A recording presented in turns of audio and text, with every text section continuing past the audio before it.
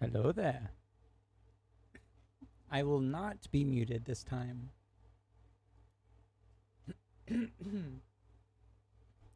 Howdy. How's it going? It is so hot right now. I'm in an oven. It's an oven right now. The one person in chat, say hello.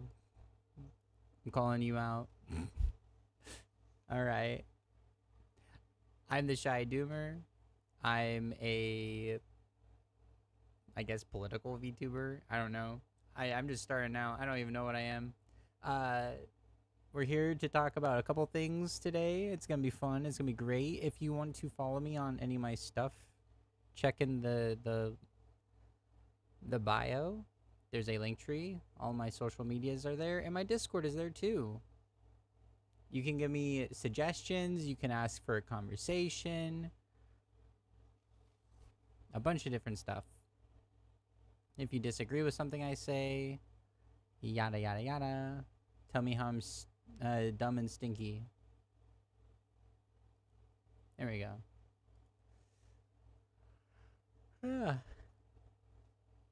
It is way too hot. I feel like I'm being cooked alive right now. I got the AC going on blast and that still ain't doing nothing. That if you hear a whoomp whoomp whoomp whoomp whoomp whoomp, that's my that's my AC in the back. There's not much I can do about it. Um, yeah, so we're gonna talk about some stuff. We're gonna talk about Trump and Epstein. We're gonna talk about Cpack and some of the characters from Cpack, from some of the people that we see on Cpack. We're gonna point and make fun of them. And there's also a there's a couple of funny things Trump has done. So maybe I should just start off with those because it's just short and fun. It's I can't I can't imagine anyone like actually supporting this guy anymore. Like it's just so like if you still support, you're lost. You're cooked. There's nothing you can do. Like look at this. Because of the fact that Rosie O'Donnell is not the best interest of our great country, I'm giving serious consideration to taking away her citizenship. She is a threat to humanity and should remain in the wonderful country of Ireland. If they want her, God bless America. Like,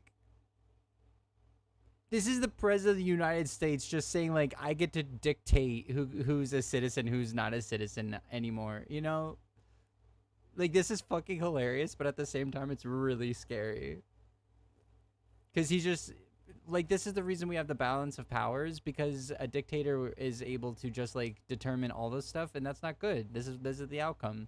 People's citizenships get revoked. They get arrested without any due process, and they're sent to a different country, and no warrants are needed to break into people's houses anymore, and there's just stormtroopers roaming neighborhoods and blowing the doors off of houses and stuff, you know?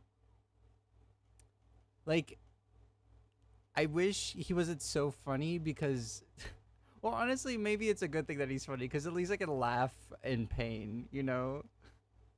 We can all laugh in pain at this kind of stuff, right? But imagine like any other person. Imagine Biden saying this about like a Republican or like a conservative, you know? Imagine Obama saying that. Like it's insane.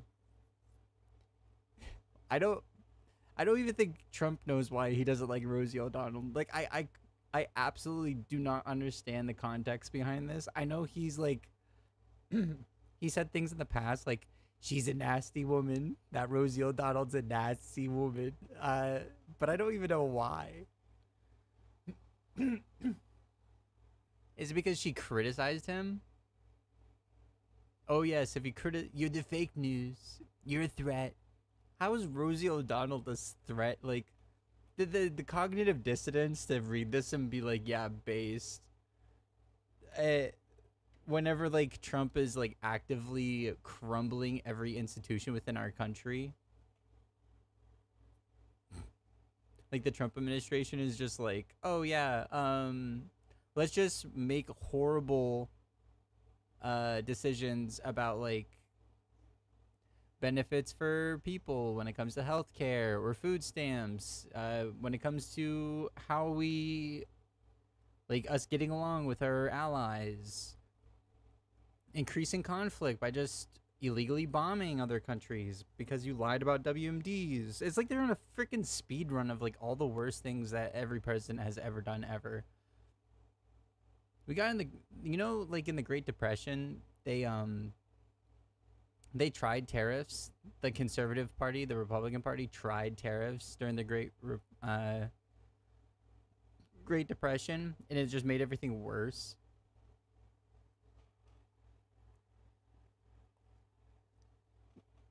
It's like, oh, let's not learn from history at all. Let's not do that. Yeah, but Rosie O'Donnell's a nasty lady. Like, why? We're gonna cut your funding if you criticize me. It's crazy. Like, how do you support these people anymore? It's pretty sad. The other one I want to cover is actually more serious, but it's like it's Trump, so Like this is our leader. Like this is America's leader. This is the commander in chief writing to the UN, right? It might be a little small for you guys, but I'll read it out. It is a great honor for me to send you this letter in that it demonstrates the strength and commitment of our trading relationship and the fact that the United States of America has agreed to continue working with the European Union despite having one of our largest trade deficits with you. Nevertheless, we have decided to move forward, but only with more balanced and fair trade, like capital, all capital trade right here. Therefore, we invite you to participate in our extraordinary economy of the United States, the #1 market in the world by far. We have had years to discuss trading relationship with the European Union and have concluded that we must move away from these long-term, large, and persistent trade deficits.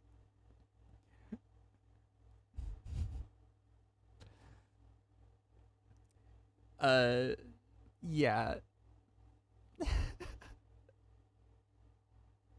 I just need a moment. It's insane because, like, do you, he doesn't even know what a fucking trade deficit is. Just because you aren't making money off the person doesn't mean like you're not benefiting out of it. So every single time you go to a grocery store and you buy something from them, you have a trade deficit with every grocery store you've ever bought. But you get goods. And that's the point. We have the income, but we don't have the infrastructure to cheaply make these goods that we rely on. So we give them money, which is something they need, and they give us goods, which is something we need. That's the balance. It's crazy. Like the economics business guy doesn't even understand this. It's so pathetic. It's so pathetic. Engineered by your tariff and non-tariff politics and trade barriers, our relationship has been unfortunately far from reciprocal. Starting on August 1st, 2025, we will change the European Union a tariff of only 30% on EU products sent to the United States, separate from all sectorial tariffs. Did they misspell? Oh, transshipped. Transshipped? Is that a miss? That doesn't look like a word to me. Transshipped to evade the higher tariff will be subject to the higher tariff. Please understand that the 30% number is far less than what is needed to eliminate the trade deficit desperately we have with the EU. As you are aware, there will be no tariff if the European Union or companies with the EU decide to build or manufacture product within the United States. In fact,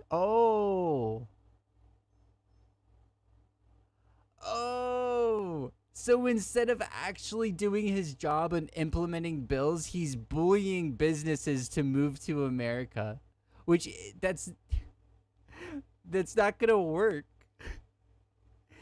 They can just sell their goods to a different place. That's literally not going to work.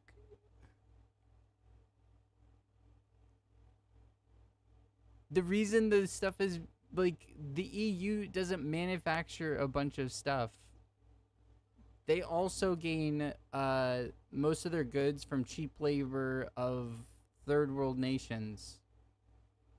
Like impoverished nations. That's not gonna work out.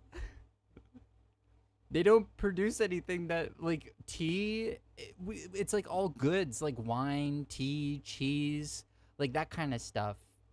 How are you supposed to it'd be cheaper just not to sell to America at that point at all. That's crazy. As you are aware, there will be no tariff in the European Union or companies with the EU decide to build or within the EU, and then comma, decide to build or manufacture products within the United States, and comma, in fact, comma, we'll do everything possible to get approvals quickly, professionally, and routinely. In other words, in a matter of weeks. You cannot build a facility, you cannot build a factory within weeks. What are you talking about? He doesn't know how reality works. First off, no one's gonna want to bring their business over here just to sell to the American market.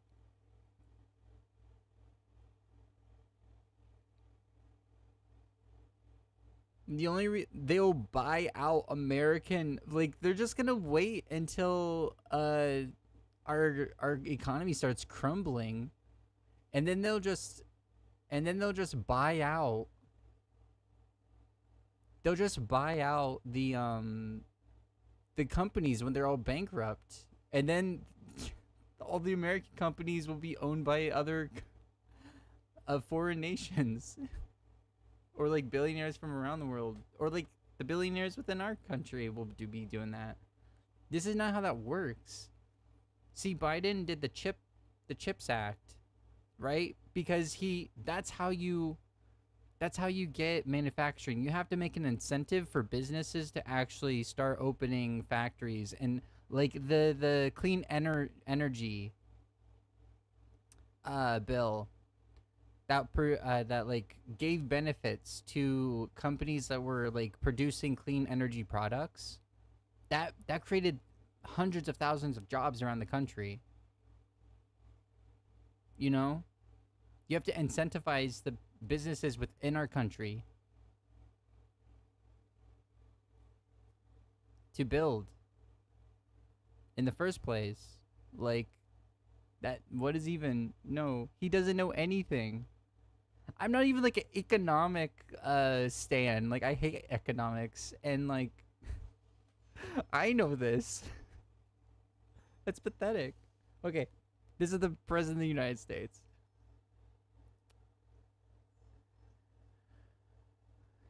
Yeah, you said in the building factories within a week.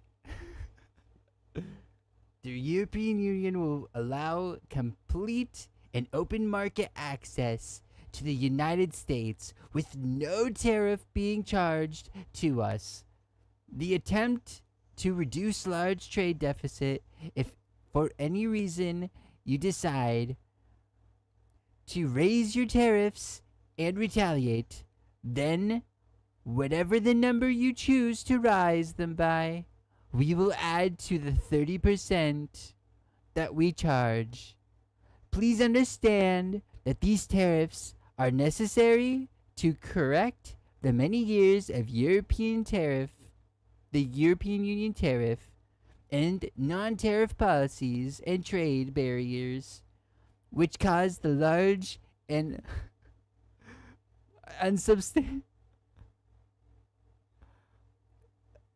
unsubstantiable trade deficits against the United States. I can't. Like, everything he says is so stupid. He thinks a deficit is like inherently bad. We have a deficit when it comes to money, but not a deficit when it comes to goods with these countries. We have the income to do that. He's literally going to bankrupt the fucking world like he done with all of his businesses. Like, I can't, like, we really need to get past this whole thought process that the Republican Party is like the party of like financial responsibility and they know what the fuck they're doing, because every single time a Republican has been in office my entire life, they fuck the economy And then the Democrats come in, fix it, and once it starts being fixed, another Republican comes in and takes credit for it and then fucks it again.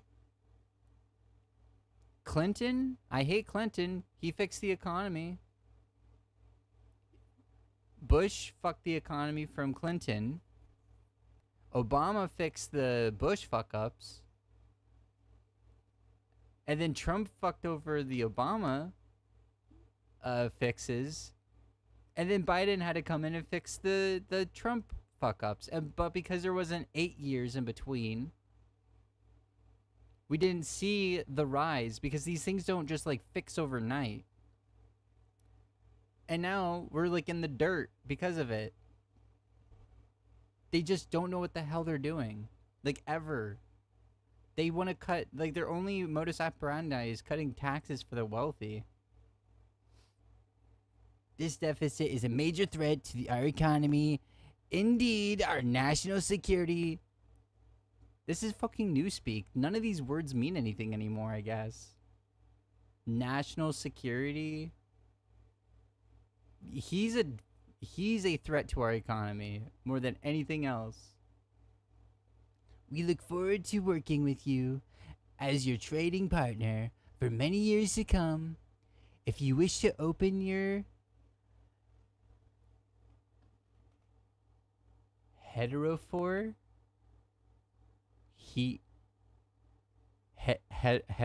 close to trading markets to the United States and eliminate your tariff and non-tariff policies and trade barriers, we will perhaps consider an adjustment to this letter.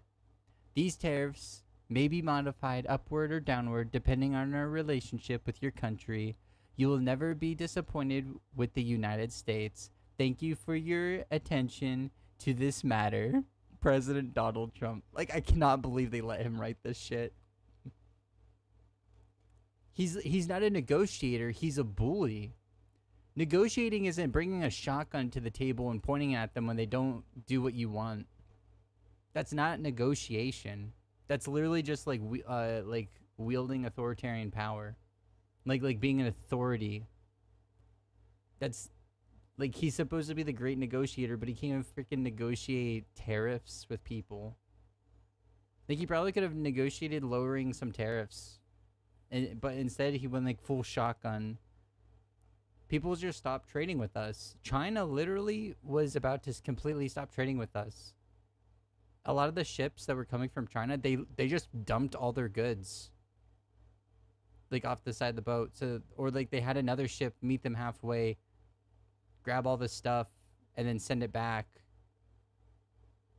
Like there was just empty ships in the Seattle ports.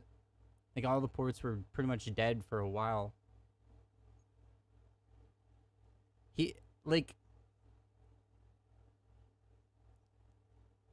I do the tariffs. It's a great plan. It's a wonderful plan.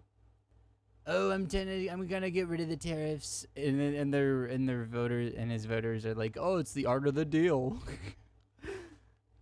when it backfires, he stops it.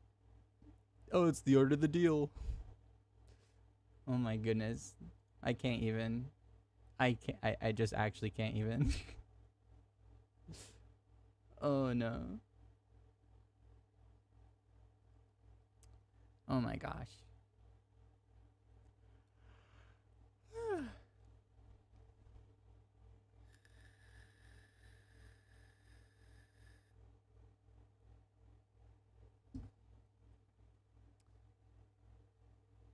Like, why? just why? Just why?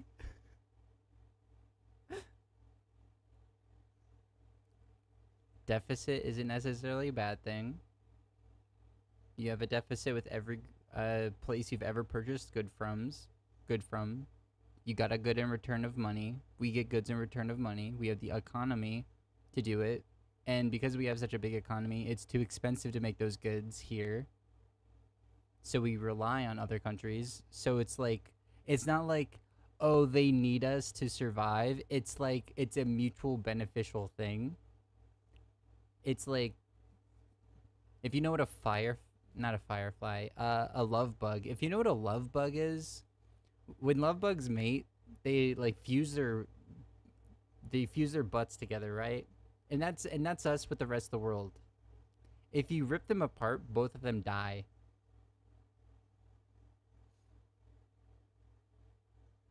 And what he's doing is trying to rip us apart, and we're just gonna die with the rest with the rest of the economy. But like, they'll just trade with China instead. They'll just like say, "Oh fuck you, we're gonna go with China." You know, this is like, th- like honestly, if I didn't know any, if I didn't think he was just like a complete idiot that doesn't know anything, I would say he's like a sleeper cell, hell bent on destroying this nation. Like he's a Russian plant, a Russian Chinese plant trying to take us out.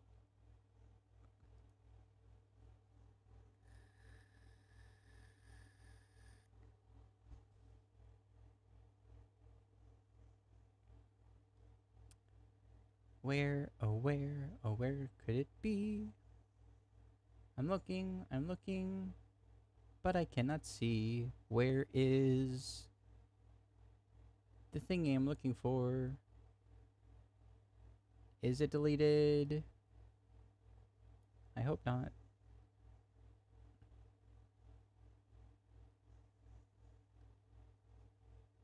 No, actually though, where's the playlist I'm looking for? It's just gone. Is it just, does it just not exist anymore?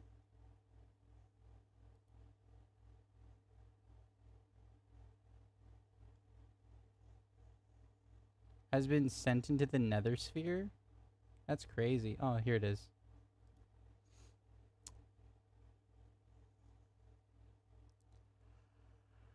Ah. I have to clean this playlist out. There's like a lot of stuff that I don't need to watch. Honestly, I think we need to do something like this. Why are these people Wait, here we go. I think we, like, once the Trump administration is gone, I think we need to do something like this. Why are these people aggressively slapping these statues and getting angry at them? The reason for doing this is a lot deeper than you think. These are the statues of Xing Hui and his wife Wang from ancient China. They're known for causing the death of a beloved war hero and leader named Yu Fei, framing him for crimes he didn't do, resulting in his death. So they built statues of the traitors to eternally shame them, where to this day everyone in China still hates them. A good conservative man. Oh, yeah, I think we, I think we need to do that with the entire Trump administration. We just need statues so we can slap the crap out of them for the generations to come. There'll be like a fuck MAGA day where people like come out on droves, party on the streets, and slap the shit out of their local Trump statue. Oh, that's a future I would hope for. That'd be a beautiful future. Make it so like the entire administration is lined up in every city. At least one Trump statue in every town, on his knees, tied up, hands behind his back, so you can smack him. uh, that's America that I want right there. That's America that I need, to be honest. Yikes. Yikes a Rooney.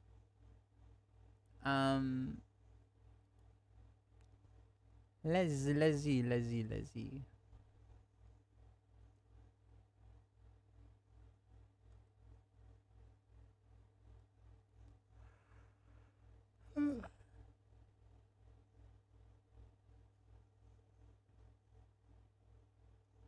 I just want to point out real quick that I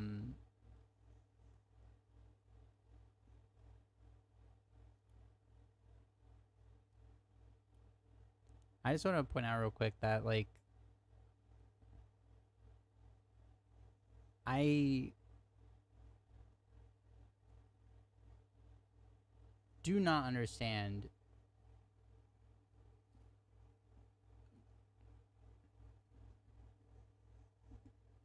how time and time again Trump can do something horribly wrong, and the blame is just put on to one of his goons. For example, with the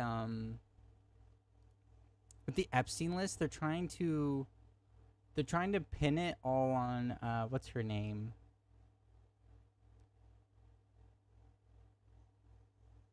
What is her name?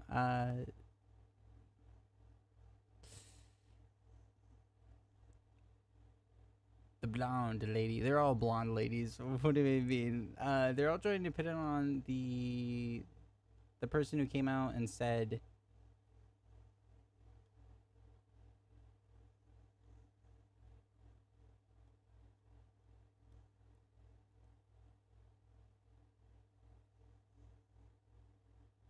uh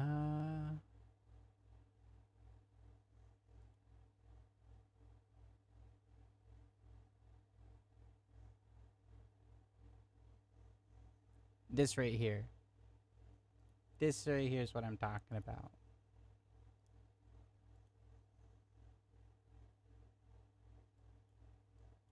They constantly try to like this is a Trump thing. Like for losing the election, oh, it's Mike Pence's fault. For everything in the past, like they've just blamed someone else. There's always a scapegoat. But this is like 100% just Trump, right? I'm pretty sure I posted about this. Just wait. Oh no, that was on a different website. But yeah, this right here. All right, this breaking news. Sources tell CNN that Deputy FBI Director Dan Bongino has told people that he's considering resigning amid a major clash between the FBI and DOJ over the continued fallout from the release or lack thereof of the Jeffrey Epstein memo. Joining us right now in files, joining us right now on the phone is CNN anchor and chief White House correspondent Caitlin Collins. Caitlin, what more are you learning? Yeah, Fred, it remains to be seen if he actually follows through with what he has told colleagues. But what we do know is that Dan Bongino has told people he is considering resigning as the deputy director of the FBI over the fallout that has continued ever since this memo was released last Sunday. The anger inside the MAGA base has only continued to grow instead of going away, as some officials inside hoped it would. And now our colleagues, along with Christian Holmes, Tanner Rabinowitz, and Evan Perez, we're hearing that he's considering resigning after they had this heated confrontation with the Attorney General Pam Bondi over the handling of this earlier this week. And basically there was a meeting at the White House where the FBI Director, Kash Patel, was there, the White House Chief of Staff, Susie Wiles. They were questioned about whether they were part of a story, that there was basically some infighting over how this came out, and this memo that said we're not going to be releasing any more information related to Jeffrey Epstein. And I should note that we are told Bongino denied leaking any story to this outlet that it was reported on. But there has been a lot of fighting between Attorney General Pam Bondi specifically and the leadership over at the FBI over who's to blame in this situation. Yeah, Pam Bondi, like that's the scapegoat. Like I've seen so many Republicans like on Twitter try to be like, "Oh, this is all Pam Bondi." She was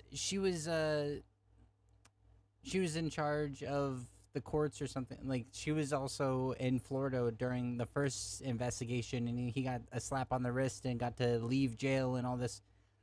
It's but like at the same time, like who was president whenever Epstein died?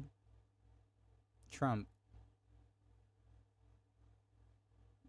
Who has multiple photos with Epstein for 10 plus years and has said, Trump has said, oh, Epstein likes beautiful young women just like me. And Epstein has said, we were best friends for 10 years. You know, like this is so, like, there are some people on the right that are like saying, okay. He's probably in the files, or like they're just completely and utterly like shut off. Like this, for the example, we have this lady. I have to scroll down to find it. I have too much. I have too much resources. Here we go. Good morning. For example, we have this lady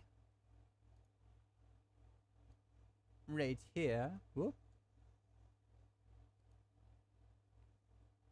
Oh, let me wait, did I? Oh, here's her first tweet. I've been to 42 Trump rallies. 42 Trump rallies. That is like cult-like behavior. That is insane. Unless you're part of like the administration or like part of the team to get the person elected, right? Like there's no reason you should be at 42. That's crazy. So I have been to 42 Trump rallies. After the first impeachment, I drove to DC and spent 2 weeks walking the halls of Congress to encourage Republicans to support President Trump. I sat in the hearings and I supported President Trump. I was there the night he was acquitted.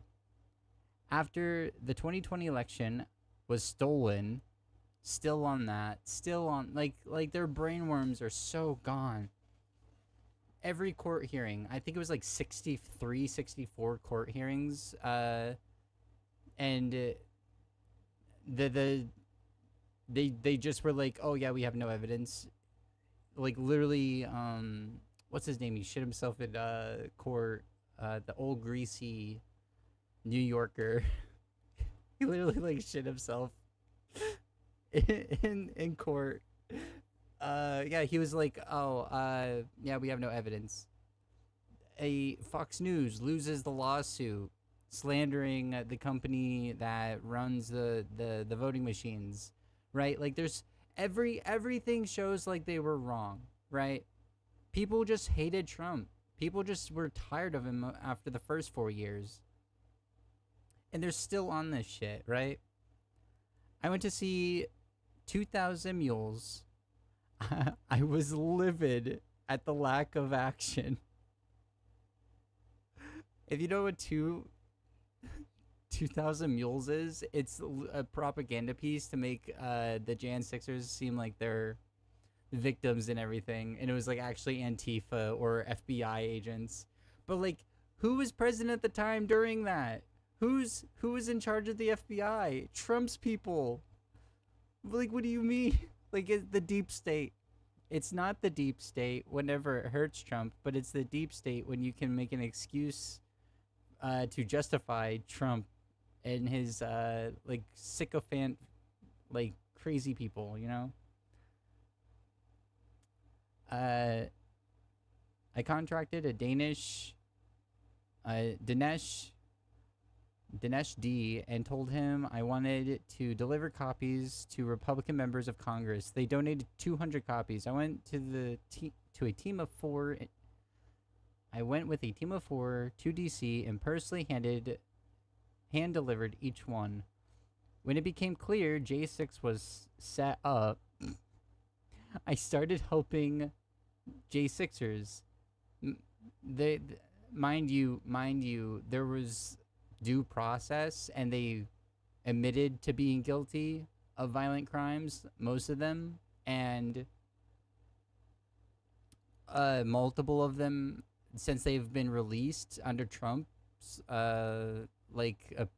just allowing them out, they've also committed crimes like assaulting people violently and sexually assaulting people. So there's that. One of them, I think, had CP even. It's crazy. I met with members of Congress on their behalf. I was able to get a donation of 435 American Gulag Chronicle books to deliver to Congress. The victim complex. Are you serious? What happened to like Law and Order and like if you watch the speech Trump made after Jan 6, he was condemning it. He was like, the violence is bad. The violence was bad. I do not support you. You are not a MAGA. This is all documented on camera. Like, it's insane. They live in their own fucking reality. I was able to donate 435 Gulag Chronicle books to deliver to Congress. Myself and a team organized by this person delivered 535 copies to every single member of the House and Senate. I worked for the last 3.5 years to help free J6ers, criminals. I organized Trump events. I became a state delegate and the national delegate. I recently made a donation to the Smithsonian in honor of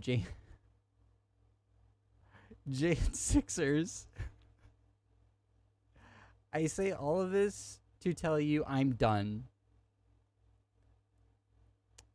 President Trump's lack of concern for the Epstein victims and his callous response to the reporter's question ends my relationship with him.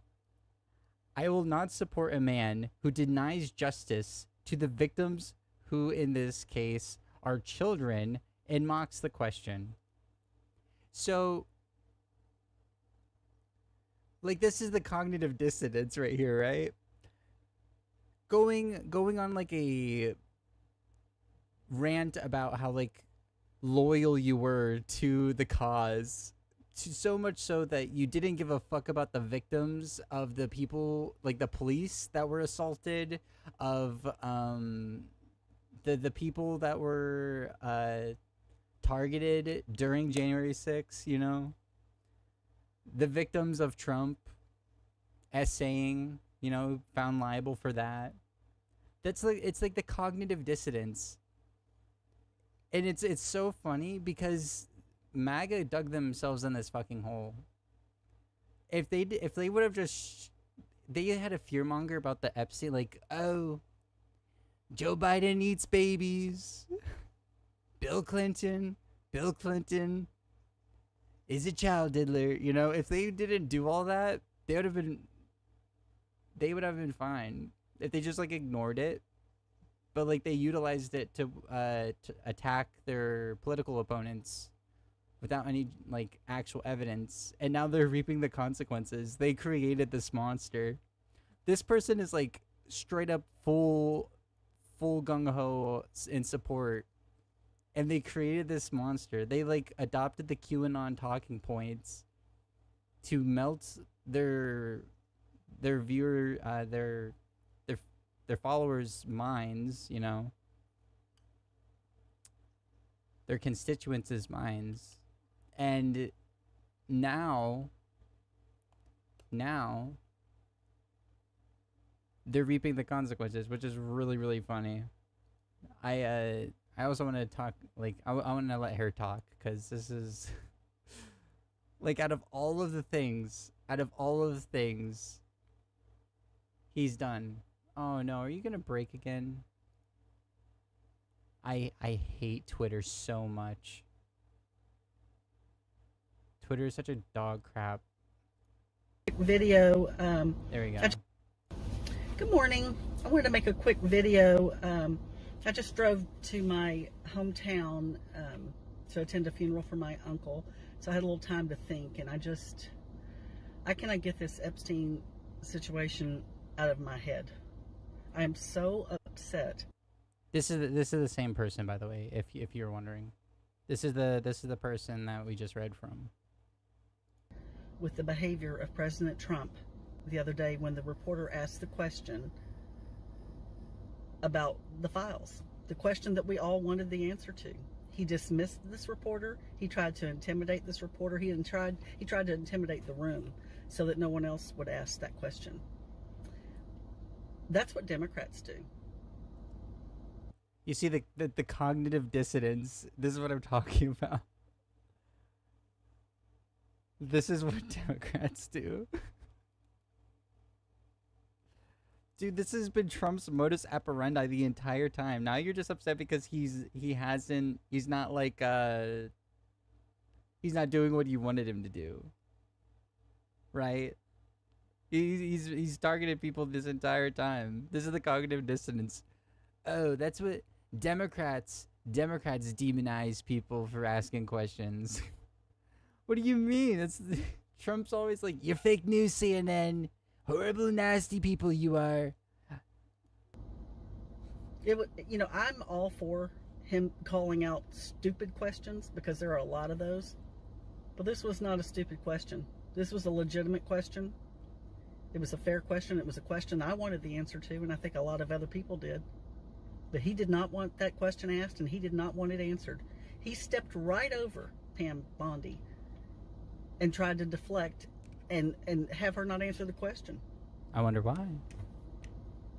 That's not okay, y'all. That's not okay. That was not okay. And I have never seen President Trump behave like that towards victims of rape and pedophilia. What about the people that he victimized by raping? He was found liable in a court of law for sexually assaulting multiple women. Dozens of women have come out over the decades before he even ran for president and said, "He sexually assaulted me." He bragged about assaulting women by just grabbing them by the pussy. He literally... What about those people? Why? Because you want the Epstein files so you can like pat yourself on the back and be like, "Oh yeah, look at the Democrats that are in here now. You fucking care?" The difference between someone like me, people on the left, and this kind of person, a fascist, like an actual like brain rotted shell of a human being, is that I don't care if it's a Democrat, a Republican, a musician that I like, a actor that I like. If they committed a crime, go to jail and do the time. Assaulting kids, no. For every one of them. For every single one of them, no. Right? It's been going. The stream's been going.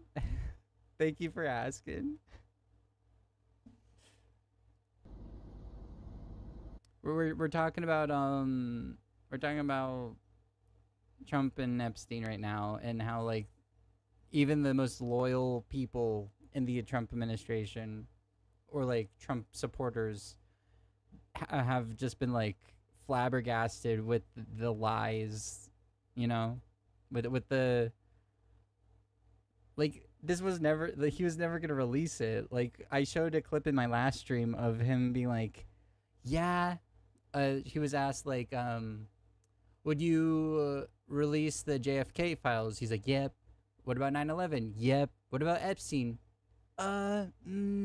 Yeah, I think I would. I'm not sure about that one though, because there's a lot of phony stuff in that side of the world. And there's like a lot of names, and I don't want to hurt those people. It's, you know. And he's such a narcissist. Like he's just talking about himself, right? I don't know who that man was sitting there, because that's not the man that I supported. That's not the man that I went to 42 rallies and watched speak and make. He literally does that every single time he gets a question from CNN. Horrible people. Like, this is the cognitive dissonance. Because it's finally something that she's upset with. She can see it. The mental gymnastics has fallen down for a second because it's something that she was expecting of him. It's something that she has a disagreement with him of. And now she can actually see the truth about this guy.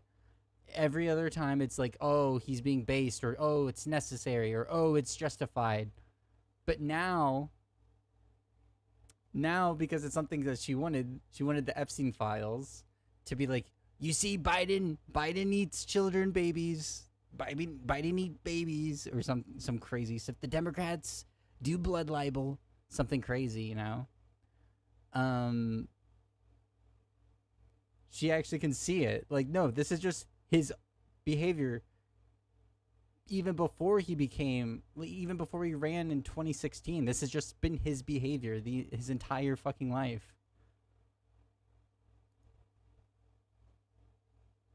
Promises, one of which was the Epstein files, turn and pretend like he didn't even say it. There's something going on that's not right. And you know, I'm learning more about this foreign influence going on in our country. She's talking about Israel. She's talking about Israel. She's absolutely talking about Israel right now. And I'm being told by people who seem to know that the reason this information is not coming out is because the pedophiles, the pedophile network, are foreign leaders. So we're protecting foreign leaders who are pedophiles. And there it is, the end point of the cognitive dissonance. It's not the guy that was best friends with Epstein for 10 years. It's not the guy that had, like, I don't know, what was it, like 19 different phone numbers between each other? It's not the guy that said he loves young, beautiful women like Epstein. It's not that guy. It's not that guy. It's not the guy that was president when Epstein, finger quoted, killed himself in prison. It's not him. It's other people. And then we go full circle with like, it's a cult. They can't fathom any criticism over their god king. It is so pathetic. It is like we can't survive with people like this. A nation cannot survive with people like this. And I guess they threatened or something. You know, maybe some people say that Trump is concerned that this would cause World War III. Well, if it would, that'd be terrible. But I can't think of one thing better to fight for than to save children from pedophilia. Yeah, the Epstein files coming out would cause world. Yeah, yeah, that's the excuse. I don't think I've even heard Trump say that yet. I think we've heard enough from this lady. Oh no. Here's it goes deeper too. There's an interview that I want to show you about this. Oh wait, also there's also this. This is actually so funny. Here we go. You weren't ever on Jeffrey Epstein. Wait. Here. Boom. It would like, it's not the guy that has people like this in his administration either, right? You weren't ever on Jeffrey Epstein's jet, were you? I was on Jeffrey Epstein's jet 2 times. I was on it in 1993, and I was on it and I went to Florida with my wife and 2 children to visit my mom over Easter.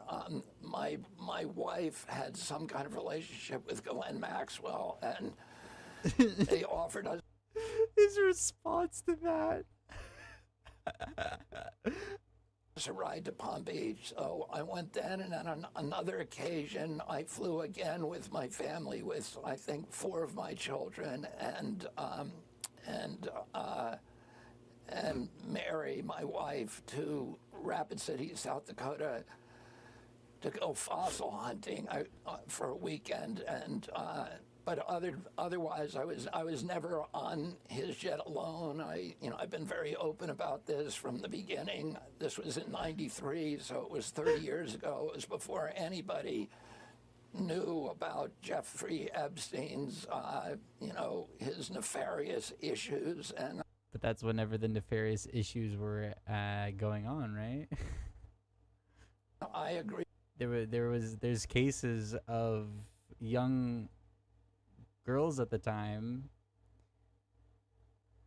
being handed around to rich, powerful people like this guy during that time. I agree with you that all of this information should be released.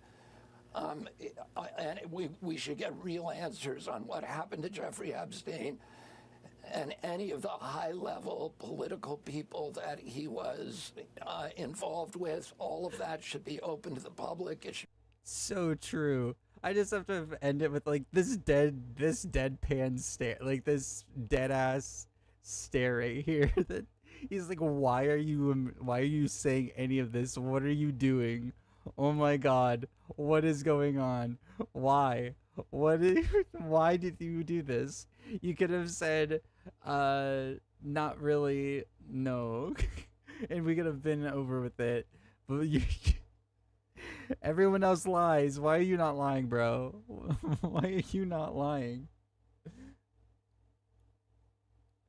Oh, it's so good. I think there's one other thing that I wanted to cover. Oh yeah, right here.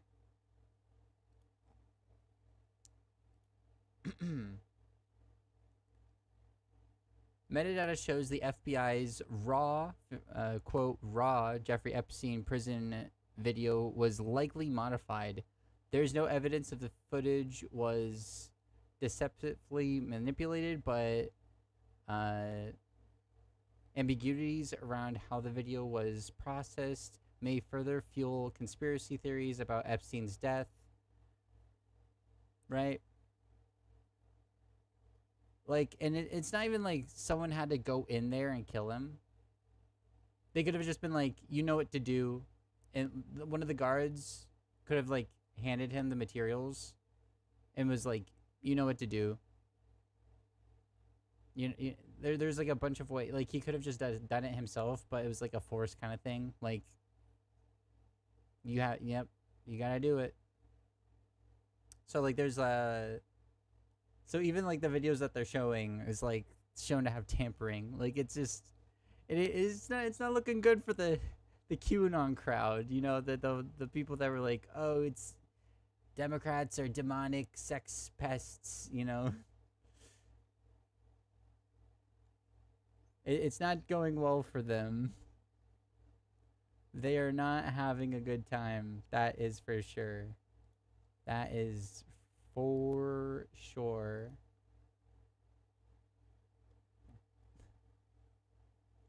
I believe there's one last thing I wanted.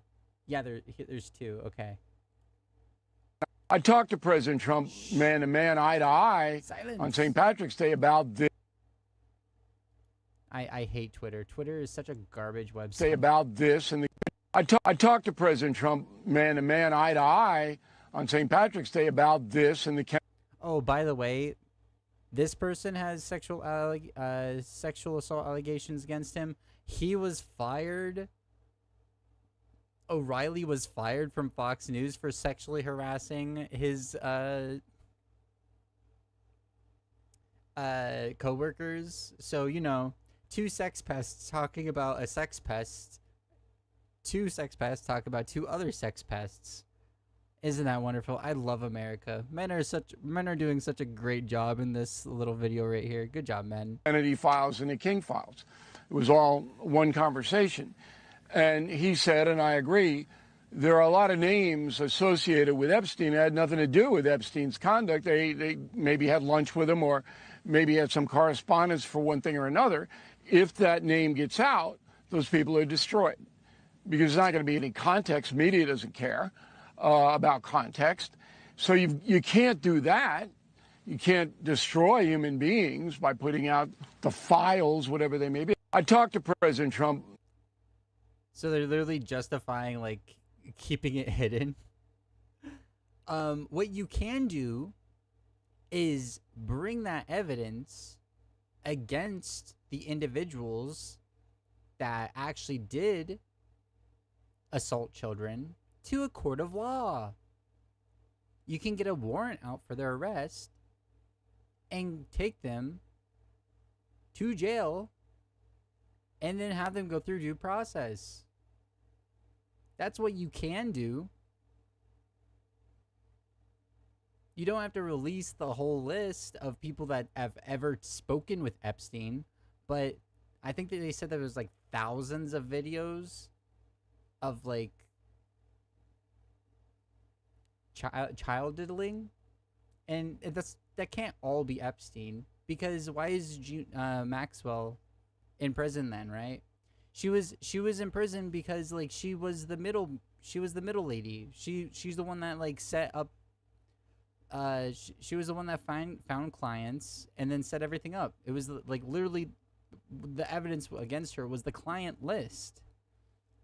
So there is a list out there that was good enough in a court of law to get her into prison.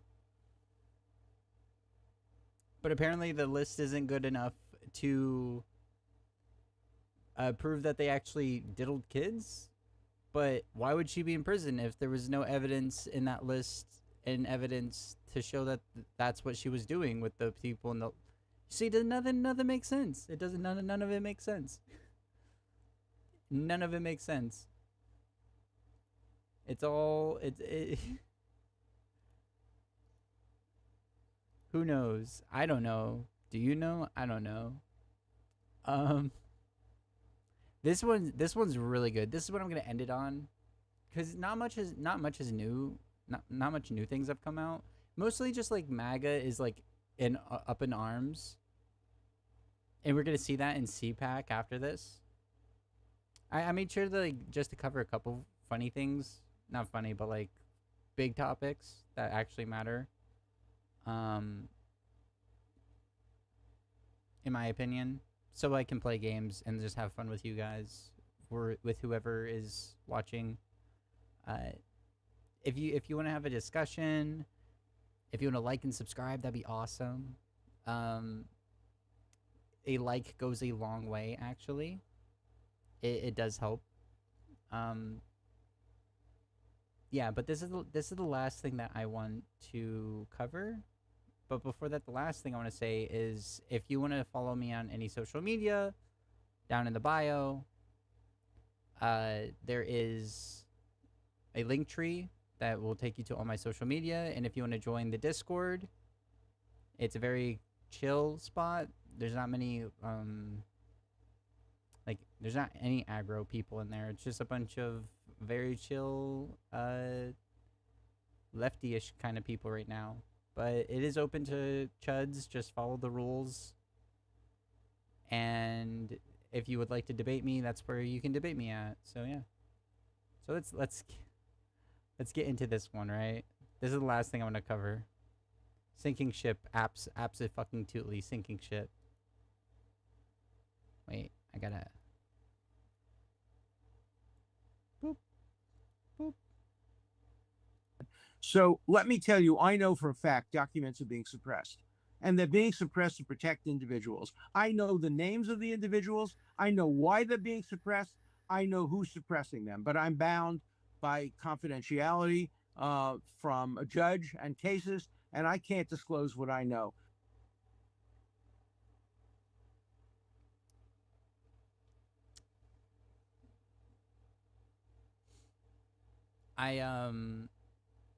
Either two things with this guy, which this is Dersh Wise. Two things with this guy. Either he's lying and he doesn't know, or the courts have made him not be able to say, or he's, which even if he is, if the courts are making it so he can't say because he has a confidentiality, he can still show it. He can still like leak the information, right? Like anonymously, because there's probably multiple people that know it. So he's like actively choosing not to say. But what he says next is the most important part. But I hand to God, I know the names of people whose files are being suppressed in order to protect them. And that's wrong. Yeah, it is wrong. Yeah. Just release it, buddy. Just release it. Just say that. Just say the stuff. Just say the stuff. You're scared to go to jail for a little bit because like our government's protecting criminals like child dealers? Damn, you'd be seen as a hero for coming out. Like the MAGA movement alone would be just like, especially if you have like any of the files on hand too. Right?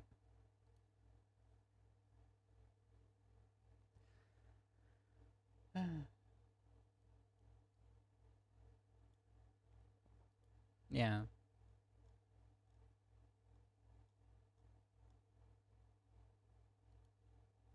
The reason, so,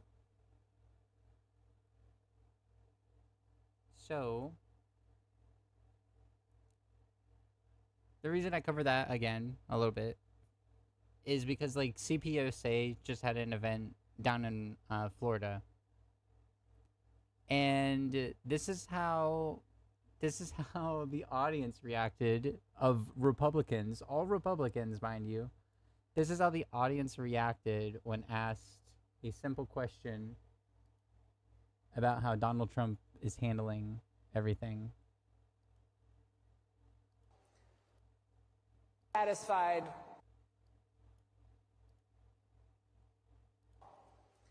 How many of you are satisfied?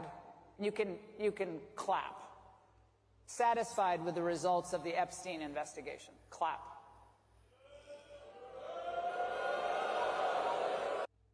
Not a single clap, but a crowd of boos. Okay, I told you to clap. You guys aren't listening. I'm not going to grade you on a curve.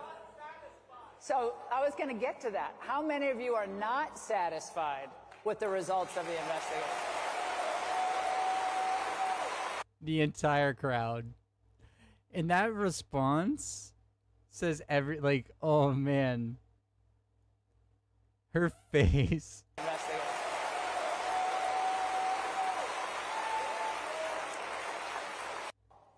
Her response, oh my goodness. She's like, well, saw that one coming. He did represent Epstein. So they talked more about it because it's like big. They're trying to cover their ass. They're like, oh, the Epstein files, we're going to release them. We're going to release them. Democrats are pedos. We're going to release them. We're going to release them. They're eating children. We're going to release them. We're going to release them. And then they're like, what files? They don't exist. So now they're trying to like do whatever they can to cover their own ass. So here's this. And Alan, he did represent Epstein. That's not great. He represented OJ. Isn't that worse? Like, that's what criminal defense attorneys do. I don't judge it. Representing OJ was worse than representing Epstein. What? I wonder what the reasoning behind that would be. Can you explain the reasoning? We need them. We need them to kick the tires on the system. So in any event, that's how he knew Jeffrey. They weren't buddies. He wasn't like Bill Clinton palling around with him everywhere. Or like Trump palling around with them everywhere. And Alan. Yeah, I don't like Bill Clinton either. Both should go to jail. Yeah, but there's like just a bunch of clips I want to show you of like the things that they've been talking about. It was great to see him. This is like old home week here at Turning Point USA. So the administration has Hegseth, okay, they have Duffy, they have Judge Jeanine, okay, Tulsi Gabbard, right? We got all these Fox people. I'm feeling a little left out here. Like, is there anyone left at Fox at this juncture?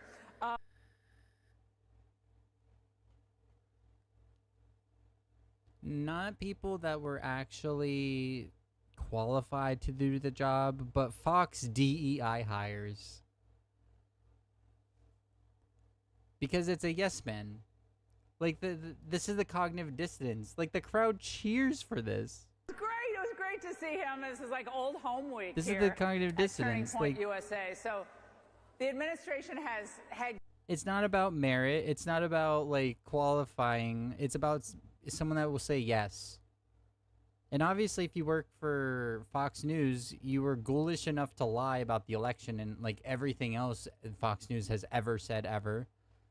So it's all about yes men, and they're admitting to this to the crowd right now, but the crowd is too fucking brain dead to understand that.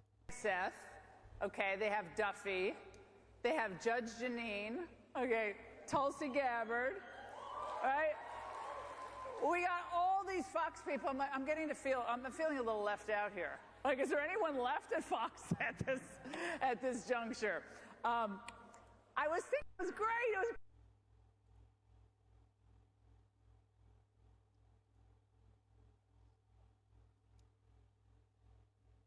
I'm gonna cover this one next.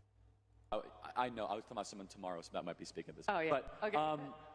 But Megan, you make a very astute point, and let me add to it, which is that she also brought in some of our best influencers, people that I care about deeply. Jack Posobiec, who's incredible. Libs of TikTok, Chaya. DC.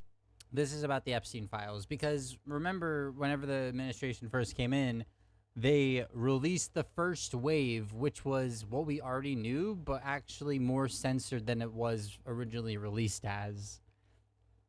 Like they gave these people the files and that were already released under the Biden administration, but they censored them more than what the Biden administration gave us, right? And they like clapped and cheered about it. So like round one, more censored information that we already knew. Information that we already knew that was more censored. And round two is, oh, I don't know what you're talking about. Epstein? I've never even heard of the guy. That guy doesn't even exist. Why are you talking about him? How dare you bring him up? We're still talking about this creep. You're actually you're like a child murderer, Trump. You're actually like a child murderer. How dare you? Oh, I know. I was talking about someone tomorrow, so that might be speaking of this. Oh, yeah. But, Okay. But Megan, you make a very astute point, and let me add to it, which is that she also brought in some of our best influencers, people that I care about deeply. Jack Posobiec, who's incredible. So like these influencers, when I talk to people like just layman Trump voters, and I talk to them and I bring up like libs of TikTok, and I bring up Charlie Kirk or Tucker Carlson or Jack Posobiec, they always say, but those aren't the Republicans. Those aren't the elected officials. But they're the people that speak on behalf of the elected officials. They're the propaganda machine for the elected officials. Charlie Kirk is a propagandist for the Republican Party. And if they had any issue with anything that these propagandists do, they would come out and criticize what they're saying. So whenever you hear any like a big content creator or person with a platform that supports MAGA and is full MAGA, and they say anything like super homophobic, super racist, super xenophobic, nationalist, bigoted, all of that stuff, there's not a whisper from the Republican Party because they agree with it. And it's easier to allow other people to propagandize for your behalf so they take the heat while you quietly just sit in a building waiting for the moment to start enacting the bills that will fuck the poor and make your wallets fatter, you know? Like, technically speaking, I'm a propagandist. I'm a nobody. I have literally only one person watching me right now, but like I'm a every person on the internet that ever does like any political stuff is pushing propaganda of some sort. Right? But in my case, I want good things. These people want bad things, you know? I think good things are good. These people are evil and they want to do bad things. Incredible. Libs of TikTok, Chaya. DC Drano. Yeah. And she gave them these binders, and she humiliated them. Yeah. And you guys know what I'm talking about? Where she like did this stuff with You the remember this? binders? And Yes. you guys were upset. And This is what I was trying to say earlier. They're trying to blame everything on her. They're trying to blame everything on Pam Bondi and keep Trump and the rest of the administration out of it. She is the scapegoat for them. She is their scapegoat, so Trump doesn't have to deal with any backlash, even though he's in charge of the administration, and he himself has said, I think she's doing a good job at how she's handling it. He's said that. There's interviews of reporters asking him that.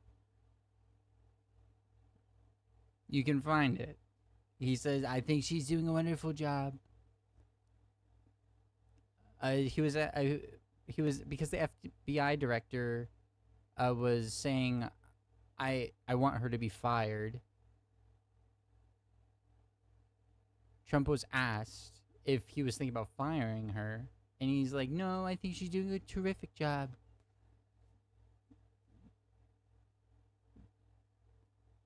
They have to obfuscate. They have to scapegoat. So people don't actually criticize the guy that's most worthy of criticism. These people sell themselves out. They're ghouls. You know, they don't believe in anything other than power and cruelty. They want to be as cruel to the weakest, vulnerable people in our country, and they, by doing so, they will distract their masses so they gain more power and wealth. That's the entire modus operandi of the conservative wing of America right now, and most of the world too. you shouldn't be upset at the influencers. They were handed these binders like there was something incredible in them. It is what you would do to an enemy. It would have been a brilliant operation had she loathed them and been looking to undermine them. The trick would have been perfect had this been Joe Biden's White House doing this to some of President Trump's most loyal supporters and media advocates. No, those people are just stupid. They had big smiles taking a photo with the binders and everything. It was a photo op for them, being like, yeah, you see, we're gonna release the Trump file. Not the Trump files. Might as well be called the Trump files. The Epstein files. It was a photo op to push the narrative that like they weren't afraid to release the stuff. And now that they're like, conservatives are like dogs chasing cars. Once they reach the car, they don't know what the fuck to do with themselves. It's been like that with everything. Abortion, Medicare, tariffs, gay rights, all these positions, they don't know what to do when they catch the car. Because the whole point of their propaganda is about chasing after the car, always having an enemy. So once they like reach the end goal, and then people realize, wait, this fucking sucks. This doesn't do anything. This is pointless. This actually hurts us. They don't know what the fuck to do with themselves. What happened was they invited all of them there to say hi to the vice president, to say hi to the president. Sure, they all went, of course. Who wouldn't go? To the White House to say hello to Trump? They didn't expect anything on Epstein. So they went, they said hello, and before they knew it, they were pulled into a room with Pam Bondi and Kash Patel, and she had made the binders. She bragged about making the cover sheet that read Epstein Files, Phase 1, and she handed them out. And what Liz Wheeler, who was there, told me was that she told them, there's not that much in here, but like another trove is coming. I'm going to get it from the FBI, but like, here's Phase 1. Flash forward 14 hours earlier to when she was on with Jesse Waters on Fox News saying, oh, you're going to see some Epstein documents tomorrow. She knew they were bullshit. She knew that there was nothing in there. She told the influencers when she gave it to them. And now they're like keeping up the narrative though. Right? So she's the scapegoat. It's actually, she lied to everyone. It's not like it's not like the administration as a whole is lying to protect Trump and other Republicans and other powerful people in our country, like CEOs and billionaires. It's not they're protecting their own class necessity, like protecting their own class, which is like the upper class, the controlling class, the wealth class, the owning class, if you want to say. It's not about that. It's actually she lied to everyone. She's the liar. It's sad, and people are actually falling for this on the Republican side because they just are sheep. They follow the narrative. A lot of them are very upset, and they're not taking the bull crap. They're not taking it, but like these people are still trying to push it to save their God King. Still, you know. Something in here, going to try to get you more. And in the meantime, then they funneled them out the back of the White House where all the press corps was. And the influencers are standing there with these binders. They didn't even know they were there for Epstein, and they looked foolish through no fault of their own. They had shit-eating grins on in that photo. They were so happy. They were so excited about it. Now they're like playing them out to be victims or something. Oh, the files aren't actually real. Trump. The entire administration has been talking about the Epstein files. QAnon, they adopted QAnon things, like talking points.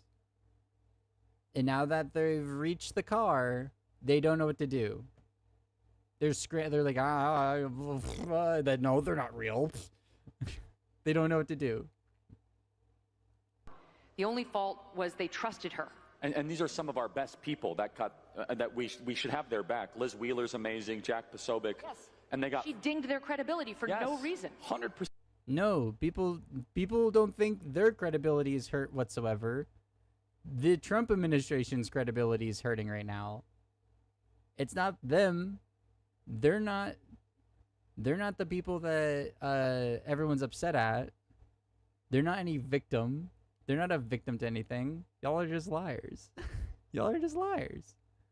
Simple as.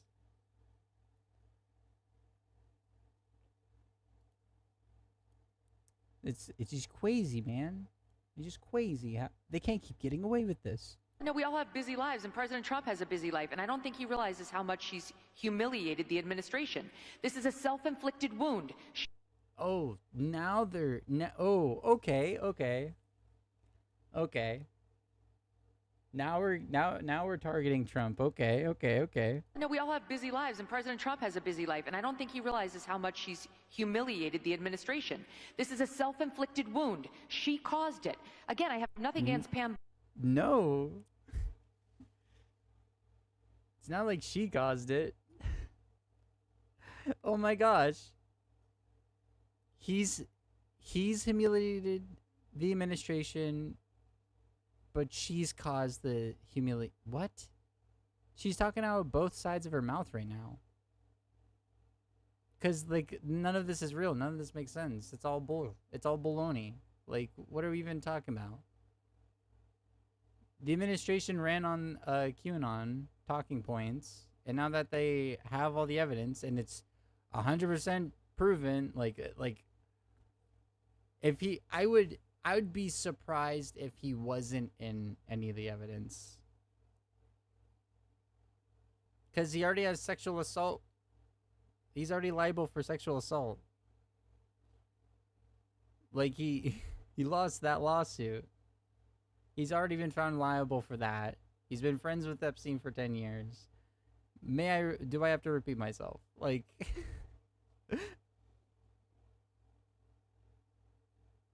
Y'all shot yourself in the foot, and now you're using her as a scapegoat, which, screw her, I don't care about her, but like, y'all are pathetic loser liars. Y'all don't believe in anything, because these people all know that Trump's in the like, they know that they're lying right now. They know that they're lying right now. Bondi, but if you want to look for the villain in this story, we have found her. She is exactly, like, she's admitting to the reasoning of why they're like demonizing her.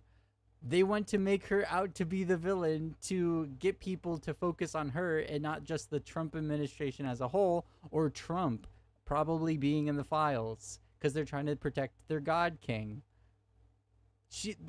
They spell it out for you people, and you still fall for it over and over and over again. And by you people, I mean Republicans. She's literally admitting to the reason that they're using this narrative. She caused it. Again, I have nothing against Pam Bondi, but if you want to look for the villain in this story, we have found her. I mean, she is the person who's she's either lying now or she was lying then. There's no two ways about it. And if you accept She's either been lying the entire time, or, which means the entire Republican Party has been lying the entire time because they ran on this. The entire media apparatus of Republican, conservatism has been running on this for years now. So y'all have been either lying to justify attacking your political opponents, or you're trying to protect yourselves and powerful sex pest freaks with a lot of evidence against them. One of them being Donald Trump. You know? That's the or. It's not. I just can't believe. This one is so funny. This one's so good. How many of you are satisfied? You can clap. Satisfied with the results of the Epstein investigation? Clap.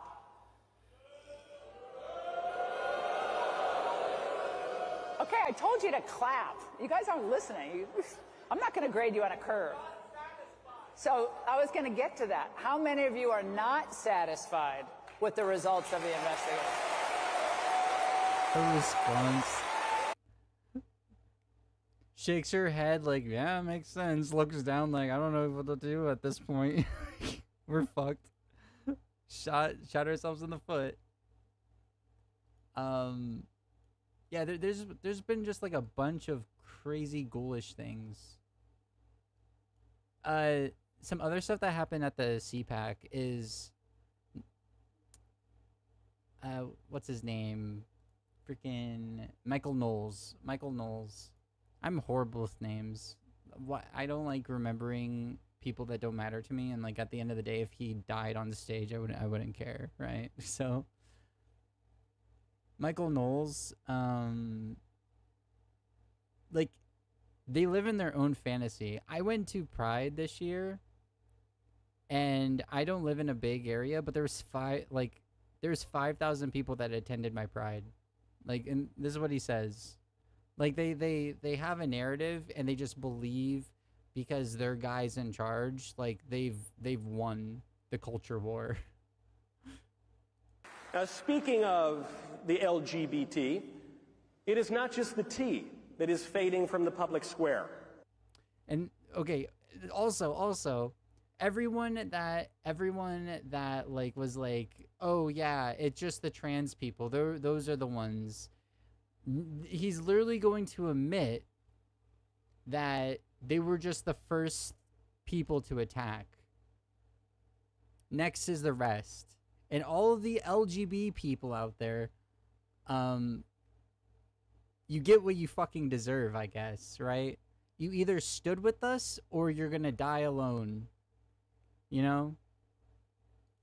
After decades of nonstop lavender propaganda, Pride parades are getting canceled for lack of attendance, lack of interest. Where? Looks around the country. Where? There was Pride events everywhere. What do you mean?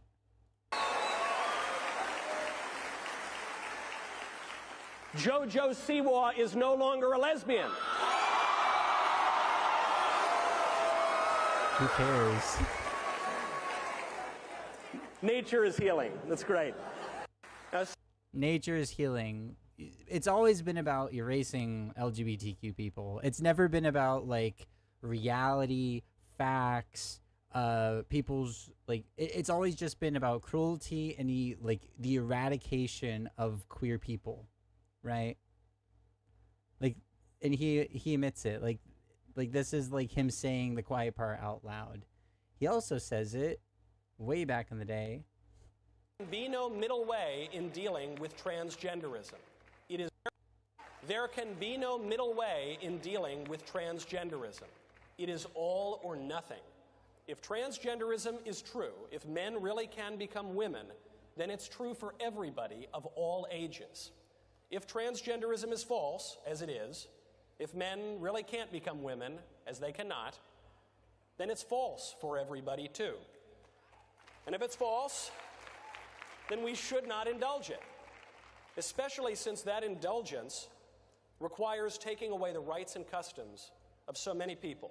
If it is false, then for the good of society, and especially for the good of the poor people who have fallen prey to this confusion, transgenderism must be eradicated from public life entirely. How do you eradicate a group of people without eradicating those people? Like, what do you mean? Like,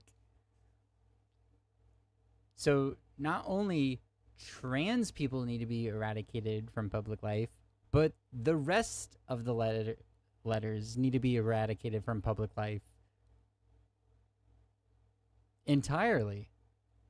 If you put the logic through, he hasn't changed. He's just being more honest now. That's what he's saying, right? And we're seeing that because the bisexual, is also being erased within the government documents in Stonewall. So any mention of bisexual people, you can't find it in the Stonewall, like the government Stonewall website anymore.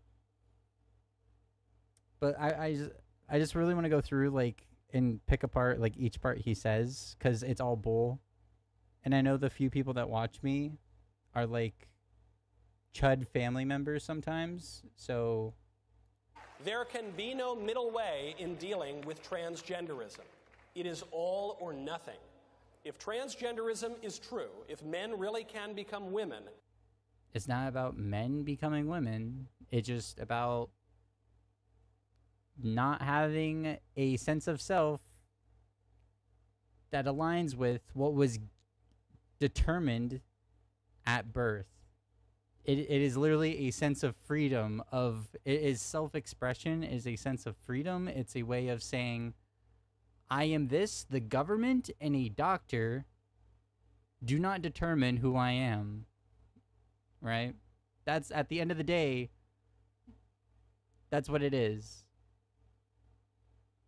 I never chose that I was male. I would never chose that I was man. That was given to me at birth. And I never felt comfortable with it. I never aligned with it. The more my phenotypical features went masculine, the more discomfort and disassociative I became. I might be talking about myself, but that's the same for most trans people, especially trans women. then it's true for everybody of all ages. Yeah, it is. If transgender I was a child. I had these same feelings when I was a child. I saw myself growing up to be like my spawn point, my incubator, my mother. Genderism is false, as it is. If men really can't become women, as they cannot, then it's false for everybody too. And if it's false, then we should not indulge it. Can you provide any evidence whatsoever, Michael Knowles, or any Republican ever, that like there is actually a harm to changing what you wear, or taking hormone replacement, or getting surgeries? Can like a big, bad, spooky harm? Men, woman, the definition of these are social categories. The definitions of these things are not prescriptive, but they're descriptive. We make definitions. it'd just be really cool if they didn't have feelings and disgust. And it's just always feelings and disgust. Especially since that indulgence requires taking away the rights and customs of so many people. What rights are being taken? Like, they assert things every time. Is it the woman in sports? So banning trans women from sports is actually giving rights to women to participate in sports. Banning trans people from the bathroom is actually giving back the right to people to go to the bathroom. Because, like, trans people participating in sports and going to the bathroom is actually banning cis people from going to the bathroom and playing sports. Right? These people think equality is oppression. It's pathetic. If it is false, then for the good of society, and especially for the good of the poor people who have fallen prey to this confusion. I'm not confused. No trans person's confused. All it is I don't feel comfortable in my flesh. I took the necessary steps so I'd feel more comfortable in my flesh. I am more happier than I ever have been with my own body and with myself. I actually feel like a person, and I can see myself having a future. When you don't even see yourself in the mirror and you're putting on a mask and playing a role that was handed to you at birth, it was really hard for me, at least, to even, like, comprehend a future or give a fuck about my future. Now my problems are external because of ghouls like Matt Walsh. Transgenderism must be eradicated from public life entirely. And this is why they utilize the words transgenderism. No trans people use it. It's not like a medical word. It's been made up by conservatives to make it turn into like an idea. It's like terrorism, and not people in the Middle East. You separate the humanity, the personhood, from the group by making it a thought. We're not killing people. We're not targeting people. We're trying to kill an idea. No, I don't use transgenderism.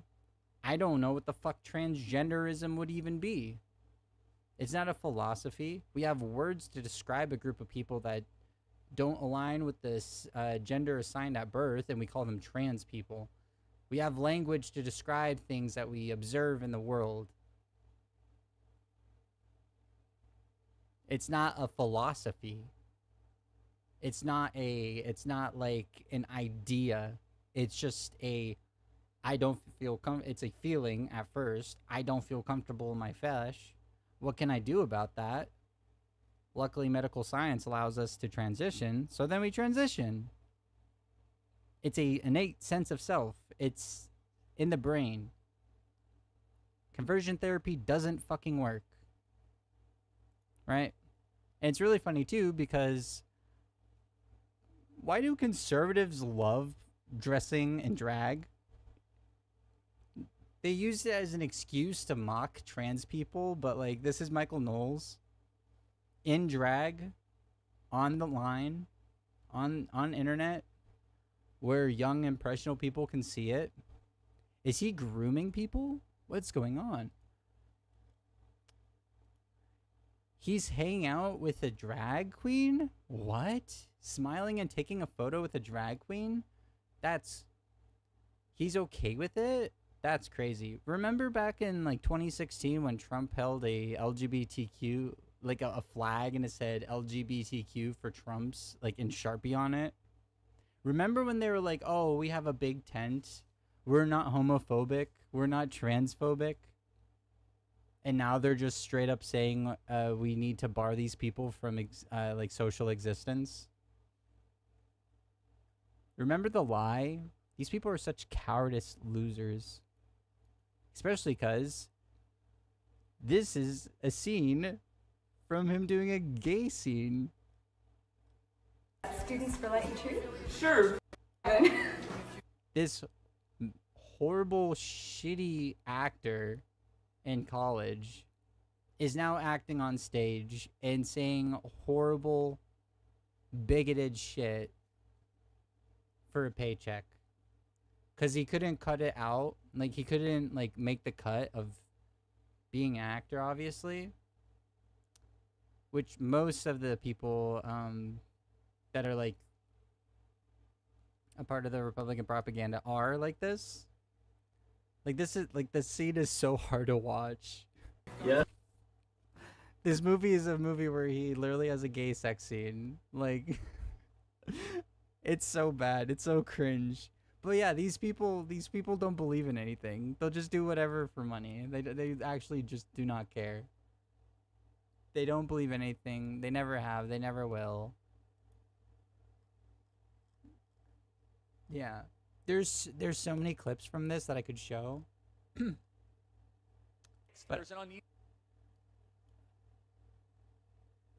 But I want to show the stuff that they actually just they themselves covered this. The Turning Point USA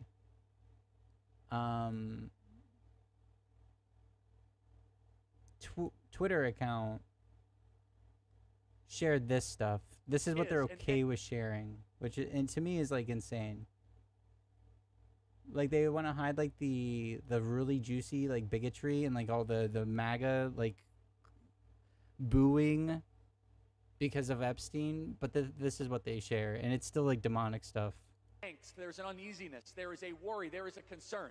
And they say in no uncertain terms, Charlie, I'm trying to get my leader's attention. I can't afford a home. I can't afford basic necessities.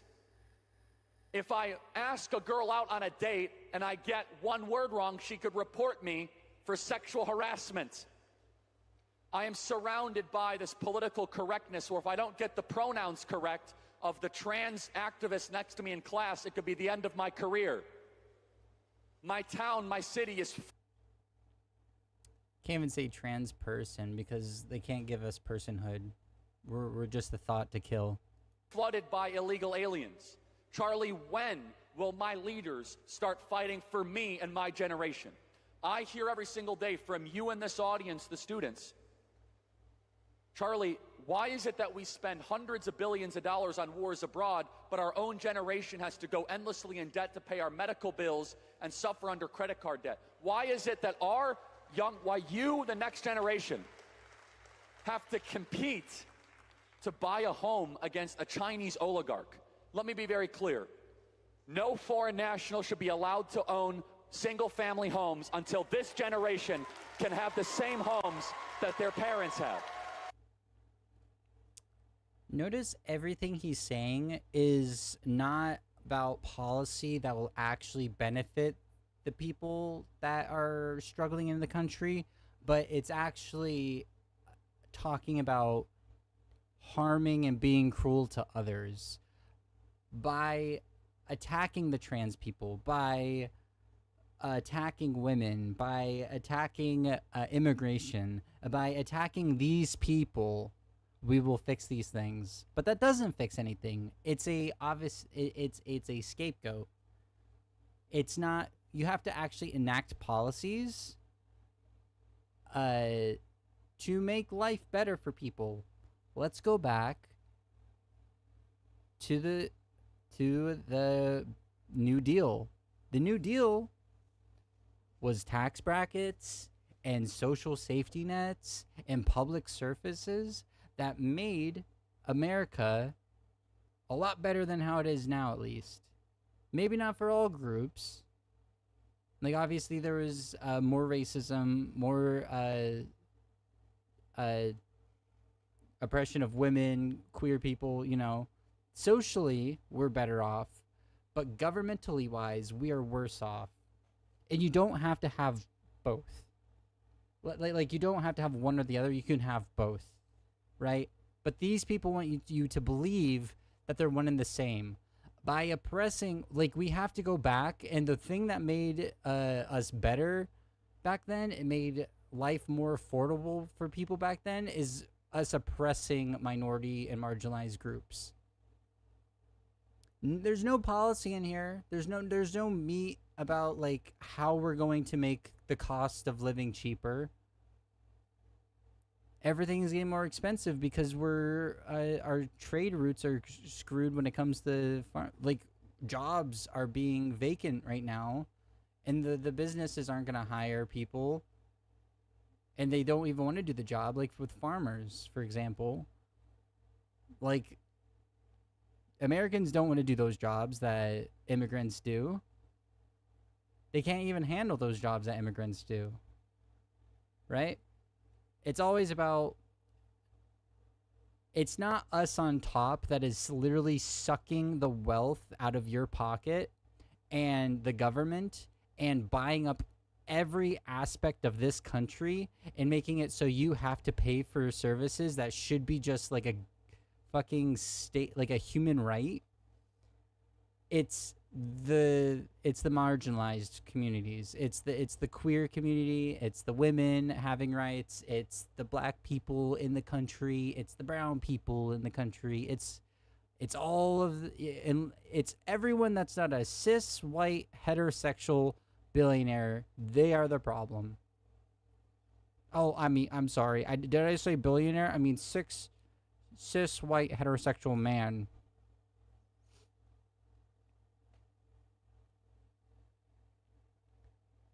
It's never about like actually helping.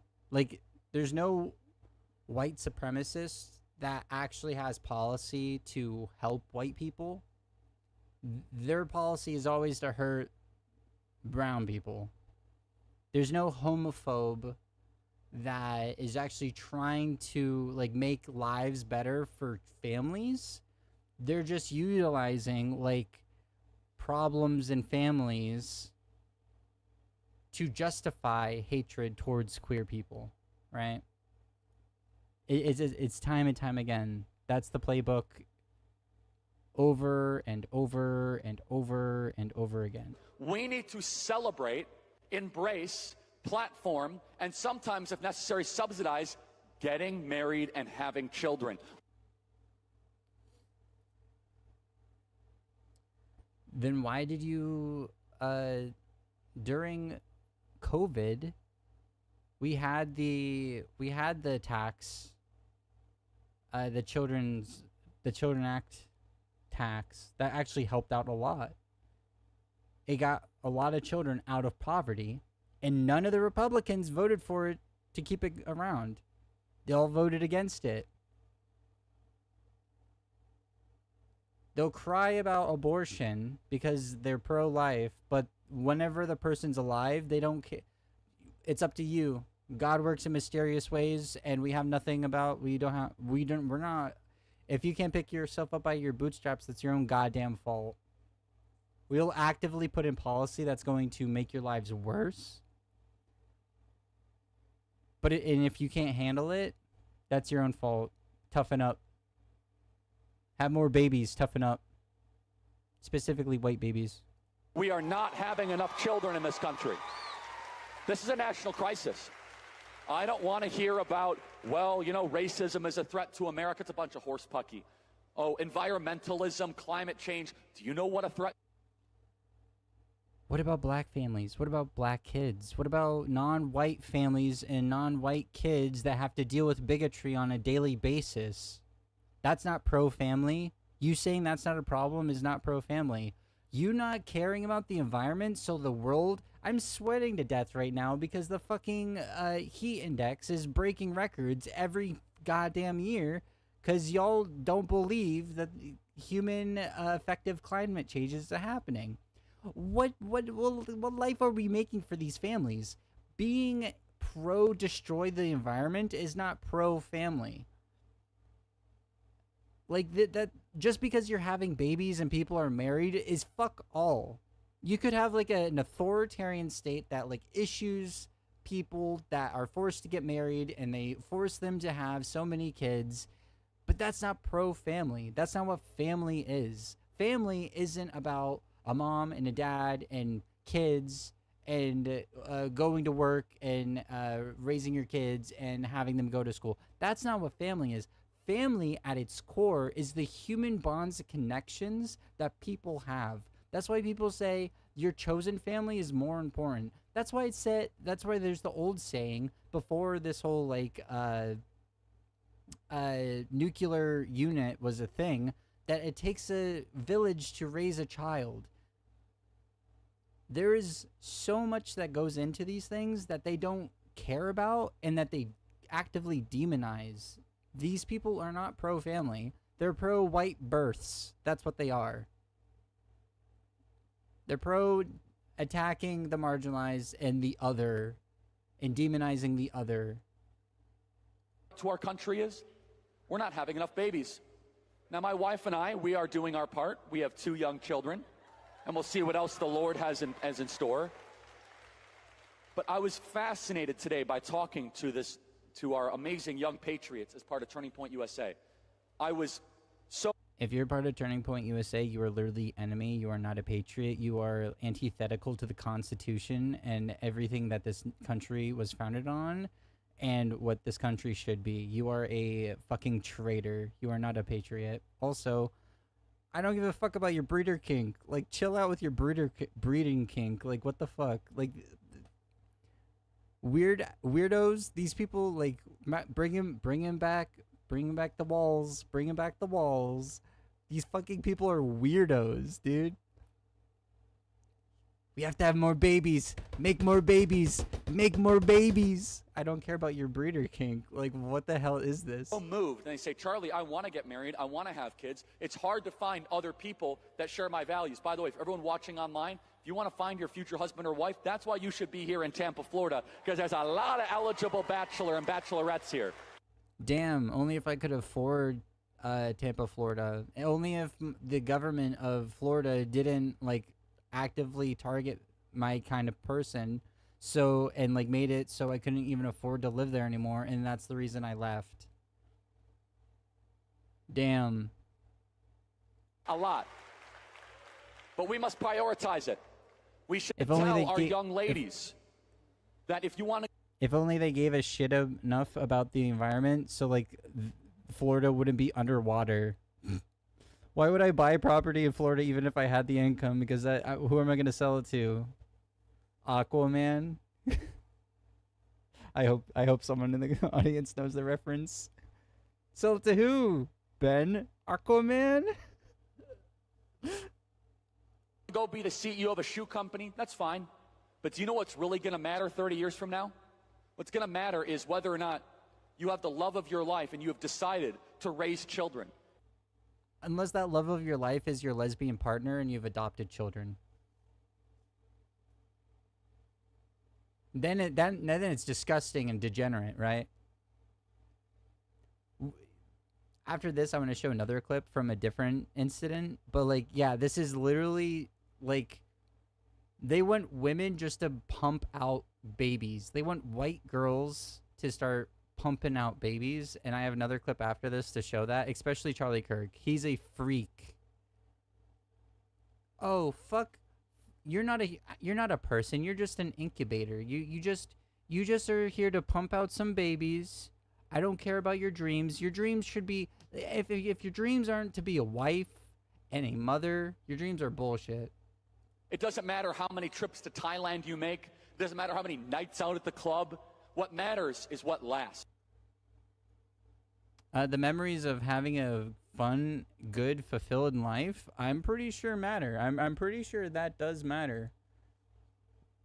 I'd rather have a fun, fulfilling life of going to Thailand and going out to the club with my friends and having a good time than just being stuck at home pumping out babies. Sadly, I can't do that. And I wouldn't even if I could. Where's the creeper post he made?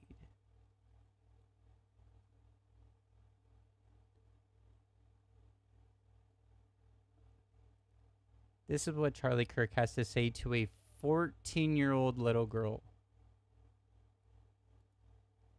A 14-year-old little girl. These people are sick in the head.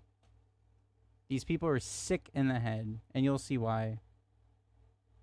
I'm 14. I'm a freshman in high school, and I was wondering, as someone who has like a different opinion on college, what would you say the pros and cons are? Because I'm interested in political journalism, and what would your advice be? Yes, so let me also speak to some of the young ladies here in high school where your top, if you're, who's here where your top priority is get married and have kids? Raise your hand. Okay.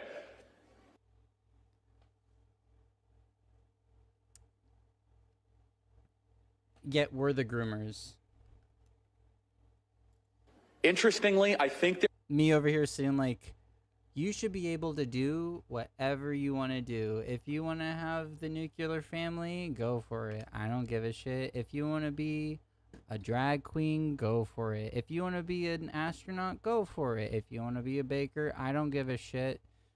If you want to run a church, go for it. I don't care. But this is what this guy's going to say. Yet people like me are actually the groomers.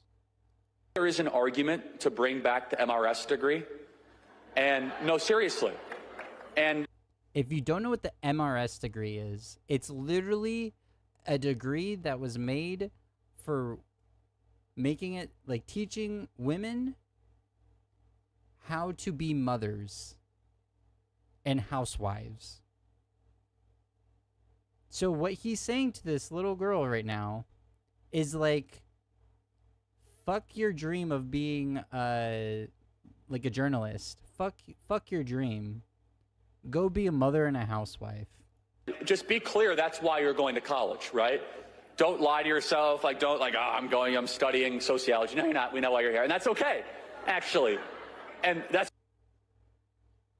Yeah, they're not actually here to learn or like educate themselves or go for like the career path that they want to do. They're here to find a suitable husband and have babies. a really good reason to go to college, actually. A really good reason. Especially an SEC school. Like, you will find a husband if you have the intent to find a husband at Ole Miss. Like, it's just going to happen, okay? Or wherever. Yeah, there you go, see? Or at University of Alabama. But there you go. But I always laugh because, and by the way, we should bring back the celebration of the MRS degree.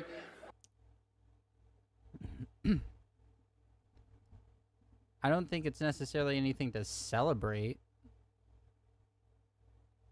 Especially in this context where you're literally telling a 14-year-old, fuck your dreams of being a journalist.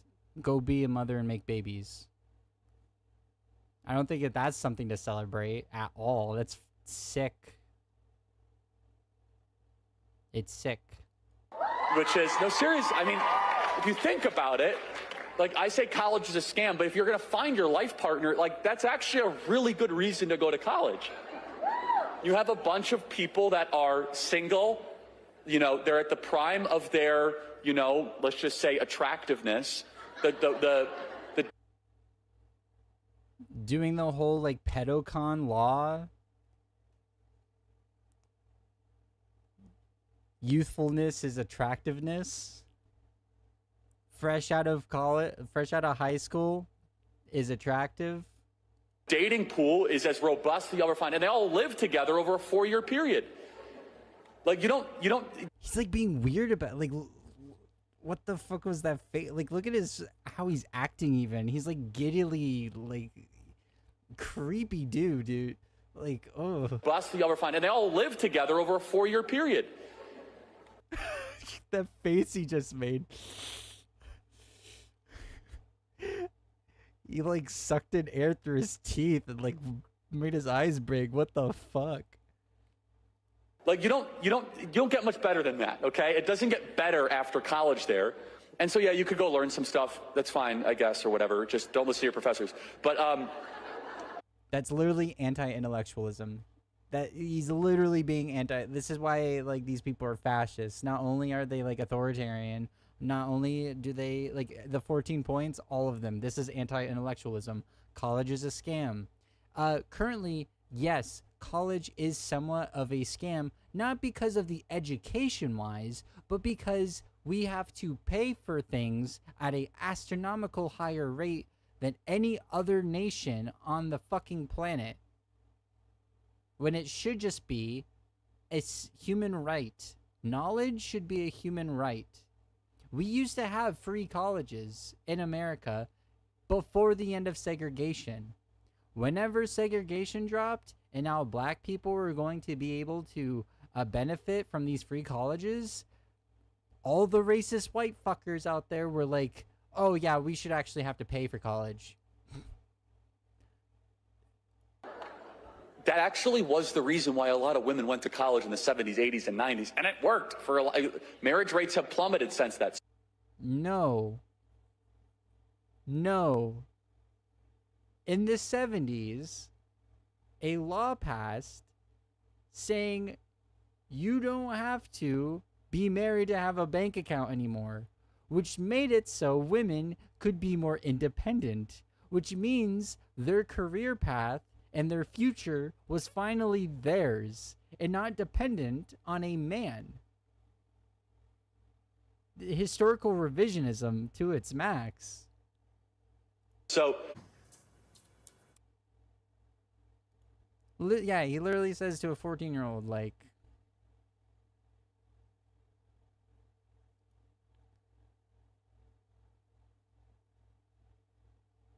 yeah. He literally says to a 14-year-old, fuck your dreams, go have babies. Yet we're the groomers. Me saying, if you're cis, if you're straight, I don't give a shit. If you're trans, I don't care. If you're gay, I don't care. If you're two consenting adults, I don't care. You know, people like me, I'm the groomer.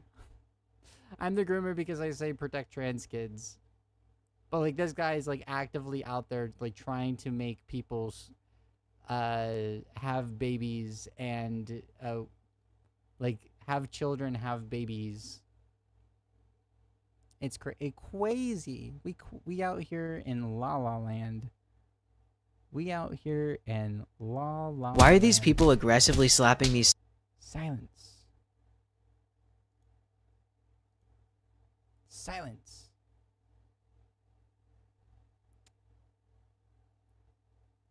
There is a video that I wanted to cover, and then I will play game, and then I'll call it the night, and then I'll be in my Discord probably, hanging out.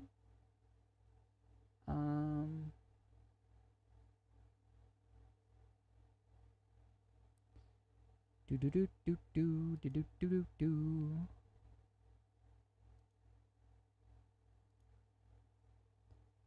Do-do-do. So this is Ben Shapiro.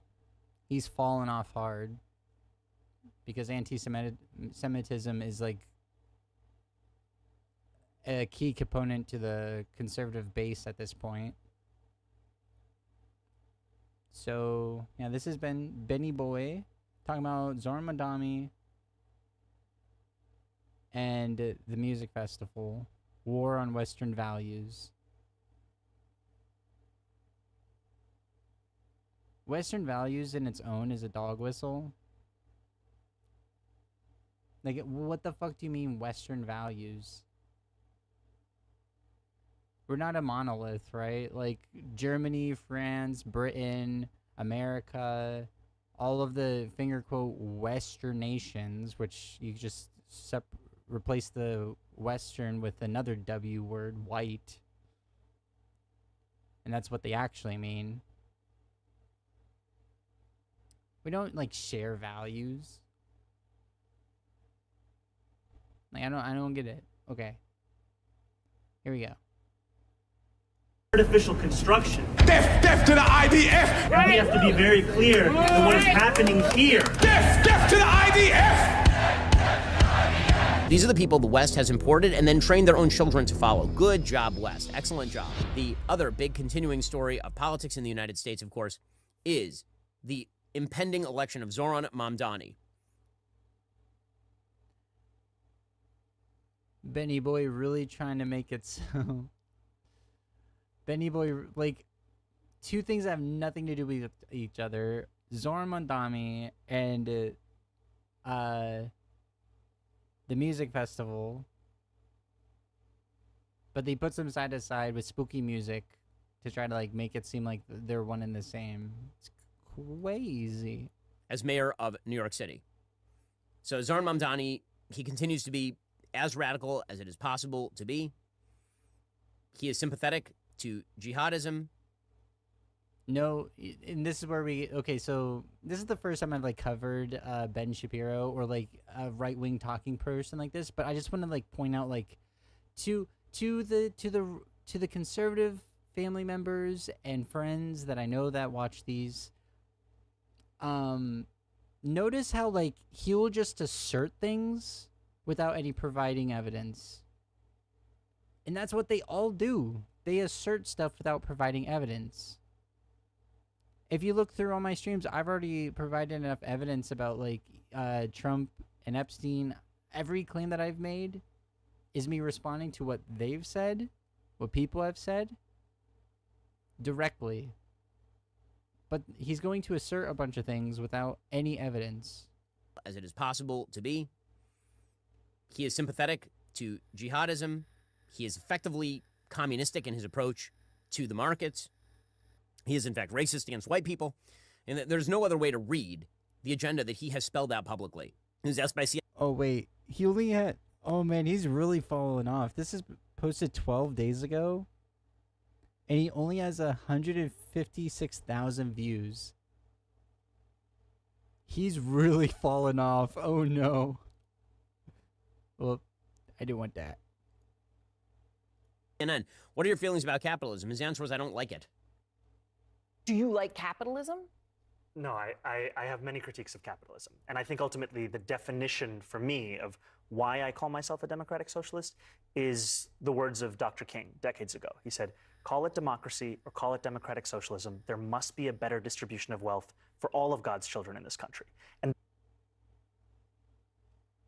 that's what I'm focused on, is dignity and taking on income inequality.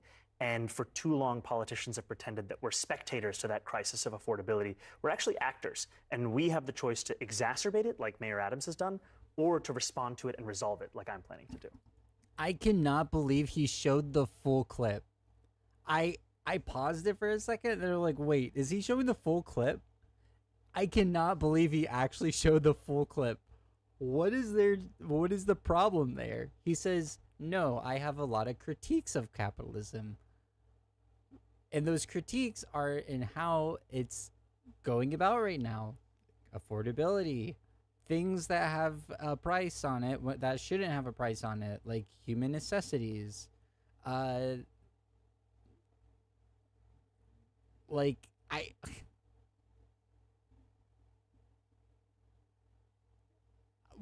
can't even imagine. After showing the full clip, I literally cannot imagine this. Like, what could he possibly say? Because everything that Madami just said was like giga based, and like, how are you gonna make this like spooky? He does not like capitalism. You understand? He's in the greatest financial center in the history of the world in New York City, and he does not like capitalism. That would seem to be a bit of a warning flag, you might think, especially given the. Okay, especially what? In fact, he's a career useless person. He's a 33-year-old who's never held a solid job a day in his life until he's going to... No, like, actual argument. You're just like, you're just gonna be like, he don't like capitalism. After showing the full clip, you're just like, he don't like capitalism. And he's a stinky idiot. Oh, man, no wonder he's fallen off. How did people watch this guy and think he was, like, intelligent? Become mayor of the biggest city in the country and a financial center of the West. Of the world. Not of just the West, but of the world. And yeah. He grew up in the home of a radical anti-colonialist, in scare quotes, professor at Columbia University who's sympathetic to every form of radicalism, and an Indian American mother who made radical left-wing films in Hollywood. That is his upbringing. As long as I say the buzzwords, they will nod their head along and agree. He's a communist. He's a radical. He's a jihad. He's anti-Semitic. He's a radical. It's radical. Radical isn't a synonym to bad. So there could be radical positive changes, and then there could be radical negative changes. I think, and I could make a pretty good argument for this. What we're seeing in America right now under the Trump administration is a radical negative change. I think if Mandami's policies go and are actually implemented, we're going to see a radically positive change in the right direction for affordability, for the working class. What is the ideology advocating for? See, they just say like spooky buzzwords, and it's up to the viewer to fill in the blanks when it comes to this. They don't like actually assert as much as like I'm doing right now, right? They just say spooky radical buzzword, like they say the things that the people that are watching that already agree with them can fill in the blanks with their own narrative. So someone that's like full far right, that's a like a QAnon or Nazi type, can watch him and nod along because they're filling in their preconceived notions into the blanks of what the vagueness of what he's saying. And then someone like that's a I don't know, like a neocon, if those even exist anymore, can watch him and they can fill in their blanks and agree. He's saying a whole lot of nothing, but alluding to something. Rich, privileged, as left-wing as possible, became a citizen rather late in life, and now is running for mayor of New York on the platform of... Didn't he become a... No, he became a citizen at like the age of 7, I thought. I hate capitalism, and I hate Donald Trump, and also white people are bad, according to the New York Post. New York City mayoral candidate Zohran Mamdani wants to hike property taxes for, quote, richer and whiter neighborhoods.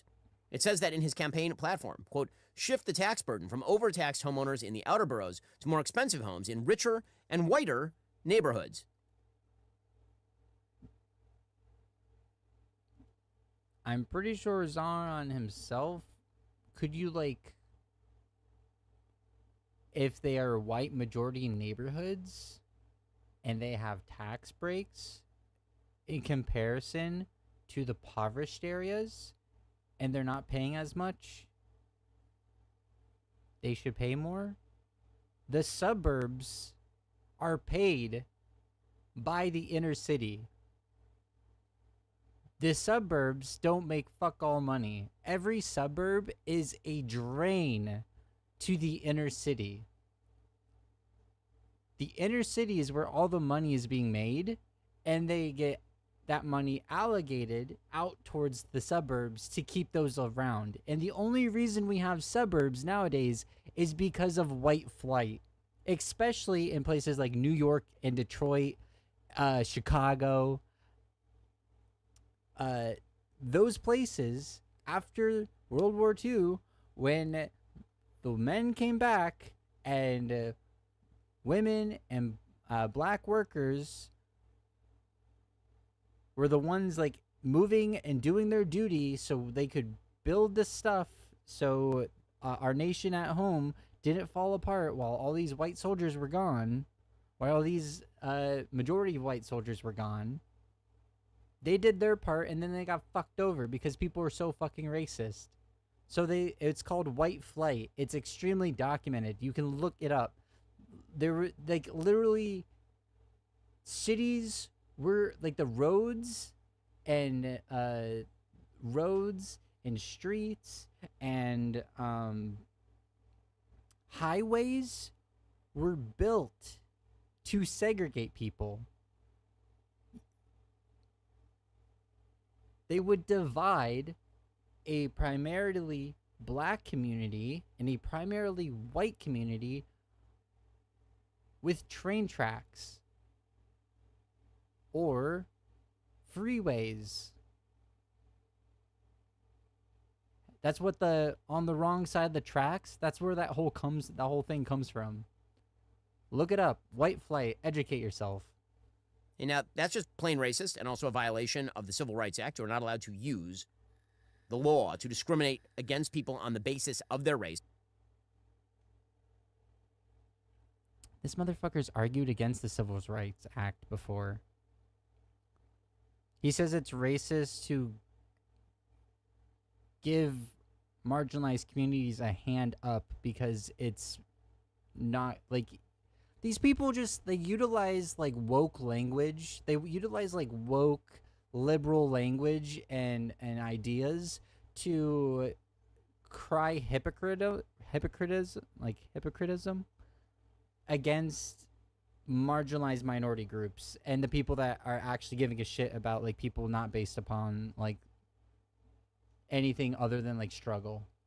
Obviously. Pretty astonishing that he is saying that sort of stuff out loud.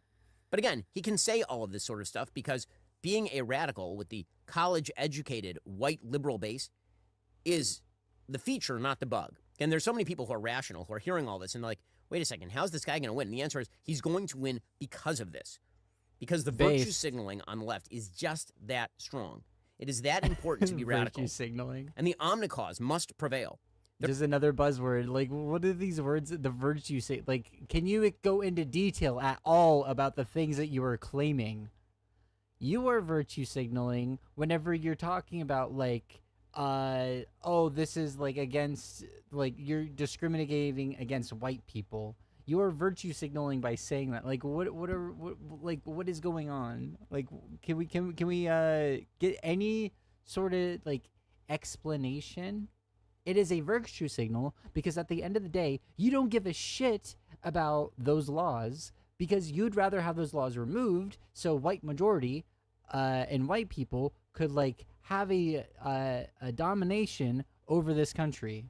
You advocate for that actively. And people, a part of Daily Wire, also advocate that actively. Y'all try to say the most oppressed people are straight white men in America. Straight white Christian men in America. Can you explain a single thing you're saying? Like, there's no Riz here. It's just so lazy. Like, what happened to Ben?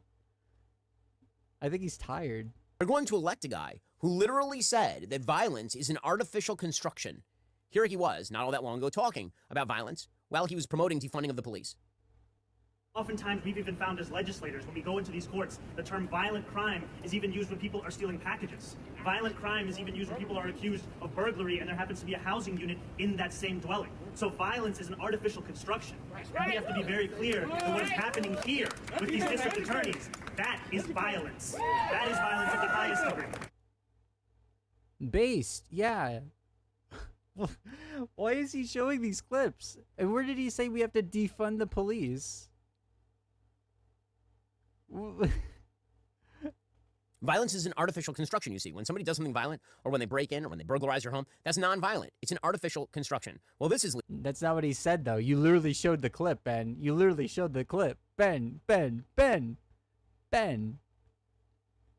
He said steal a package, or do theft around violence. I think if I would say, as the state has a monopoly on violence, I would say screaming slurs at someone would be violent, but you wouldn't, right, Ben? Because you, at the end of the day, if laws that are passed that decimate communities are violent. Elon Musk is being violent by poisoning a neighborhood in Texas, a black majority neighborhood in Texas, mind you, with generators.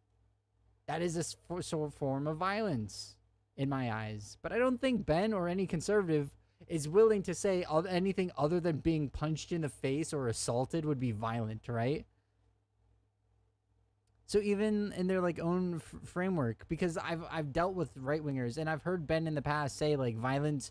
Oh, they want to say it's violent language. The like slurs are violent language and shit. Like Ben, what? Leading the cops to say, every cop in the city is going to leave, according to the New York Post. A New York City led They by already Zoran are Mamdani will mean a leaving. true They already are leaving. They already are leaving. a two-pronged breakdown of public safety, crime spiraling out of control, and NYPD officers leaving en masse, according to experts and veteran cops. It's not because crime is not spiraling out of control. Crime is down more than it was during the COVID,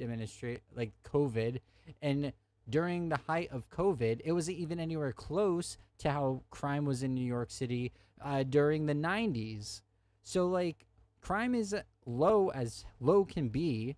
Violent crime in general isn't spiraling out of control anywhere, and cops aren't leaving because of crime isn't increasing because of less cops, and cops aren't leaving because of whatever you're trying to say. Cops are leaving because they're sick and tired of having to do crazy little jobs that they shouldn't have to do. They join the force to try to catch criminals, right? They don't join the force to try to catch dogs, deal with social worker, call-in checks to see if someone's still alive and what, like a welfare check. They don't. That's not the job of the police, and the policy that he's advocating for is allocating the funds to open up social safety workers being able to like actually do jobs. More social work, more government work that isn't just a person that is trained to deal with criminals coming at your door for literally fucking everything. We don't need someone with a gun to make sure someone isn't like suicidal. They believe the U-turn during the final weeks of his primary campaign away from defunding the police was just a craven political move to score votes with undecided voters. Scott Monroe, president of the NYPD Detectives Endowment Association, said, quote, "The city would be totally unsafe for people who live here. I go to bed and worry about the phone ringing. I'm worried about my members getting killed. I don't want to plan any funerals," he added. "If you put a guy like him in there, our people are going to get hurt. Nobody's going to want the job. It's going to put recruitment back 5 more steps. NYPD brass are quietly bracing for a potential mass exodus. I've had guys call me and say, if he wins, I'm quitting." A police source said of Mamdani, "It's just weird that New York City would vote for him. I know he's not here." Yeah, because NYPD are fucking Hitlerites. After they choke Eric Gardner, after Eric Gardner died, what's the mayor's name? Bill de Blasio was mayor at the time. After Eric Gardner was choked to death because he was selling cigarettes on the street, Bill de Blasio, all he said was, hey, maybe let's not kill be judge, jury, and executioner and not kill people selling cigarettes on the streets. The cops flipped out so fucking much. The pigs freaked out so fucking much that they went on strike for a month and crime didn't increase. The place didn't become the Wild West. Because cops don't prevent crime, their job, their duty is to find criminals after they've committed a crime. They do not prevent crime. If you have cops just wandering around looking for crime, you just have pigs wandering around looking for someone to harass. For the police. Well, no, he's not. He's there for the radicalism. He's there for the radicalism. Demonstrated by how he was getting his support, which was partially out of the state of New York, largely from groups like the Council on American Islamic Relations. He's receiving support from apparently Linda Sarsour, terrorist supporter. According to justthenews.com, Jerry Dunleavy writing, Zoran Mamdani's relationship with Sarsour went largely unremarked during the primary race for City Hall, even though he campaigned alongside her and she called him her friend. Apparently, he embraced a nearly decade-long association with Sarsour as he rose from activist to New York State Assemblyman, and now the Democrat Party's nominee to run America's largest city. Their views on the Jewish state, law enforcement, and far-left policies have been closely aligned. Literally the day after October. What happened to Ben? Like, there's no Riz here anymore. I don't even want to finish watching this. There's no Riz anymore. He's Rizless. He's no low energy. Look at these. It looks like he's been crying before this. He's like me with like 0 viewers right now. He's like how I feel with just like he has 156,000 viewers and 7.2 million subscribers. That is not good. He's fallen off. How the great fall, I guess, you know? Like, he's just repeating things that I've heard a billion times, but with more energy. He's repeating things I've already covered with more energy. Bro, let's see like his view count in general. Let's see how he's like in general how he's doing. 91,000 views 10 hours ago. 22 hours, 16,000 views. 67,000 views 1 day ago. 1 day ago. 238,000. Democrats defend illegal immigration, child labor on pot farm.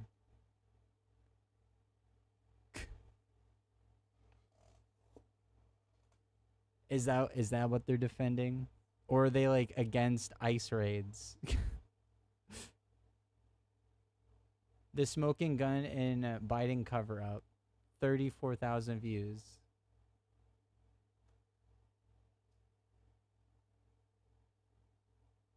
He's fallen off. Like,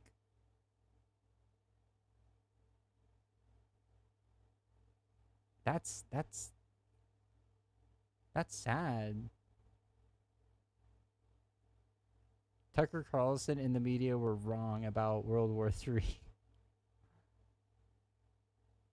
What is the comments look October like? 7th, he tweeted, "Peace can only begin by..." I just wonder what the comments look like. Oh, no. No. What do the comments look like? No to Holocaust, no to genocide, no settler colonialism, yes to humanity, yes to peace, equal rights for all, no apartheid, racist. Hey, that's like that's one of the most liked. Wait. Yeah, top comments. Ben calling someone unemployed while being a failed writer is crazy work.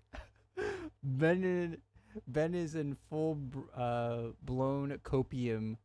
You reap what you sow. Get a mirror, dude. At least he is an asylum man, while you're a failed movie writer turned to YouTuber. Oh my goodness, they're just like burning him. If putting words in people's mouths was an Olympic sport, Ben Shapiro would be win gold. They're just roasting him in the comments. What is a career useless person. He's a 33-year-old who's never held a solid job a day in his life until he's going to become mayor of the biggest city in the country. That's what they're referring to. Get him here, dude. A 33-year-old useless person. Very good. Ben, we don't trust you. You were the one lying. Ben, here's what Madami actually said on traveling to Israel. My plans are to address New Yorkers across the 5 boroughs and focus on that. I believe that to stand up for Jewish New Yorkers means that you actually meet Jewish New Yorkers wherever they are across the 5 boroughs, whether it's at their synagogues and temples or in their homes or at the subway platform. I believe Israel has a right to exist as a state with equal rights. Yeah. Ben lost absolutely all of his bite. He got nothing here. Not a single thing even resembles reality or a coherent argument. Yeah, this is so Rizless. They're just like all roasting him in the comments. They didn't need to Trojan horse. They were welcomed in with open arms. He's a much better person than you, Ben. Talking about Zoran Madami. Dude said he's anti-colonialist like it's a bad thing. LOL. True. Oh no. Ben. Benny boy. No. No. Oh my goodness. Yeah, I think we're done with that for now. Ben Shapiro, washed AF. Washed AF. For real, for real.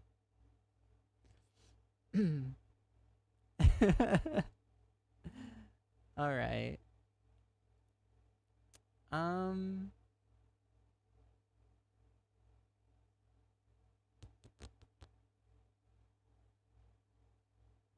Is there another video that I would like to cover? I think there was one.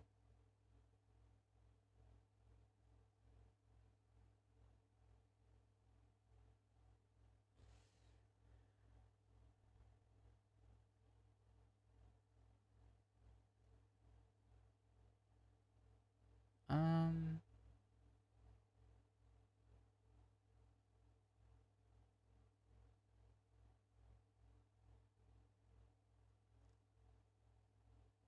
hmm.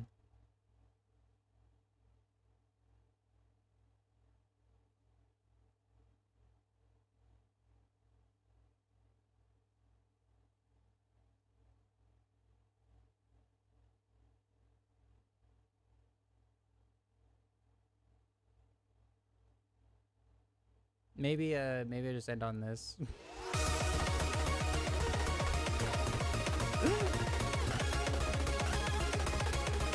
I love this meme too much.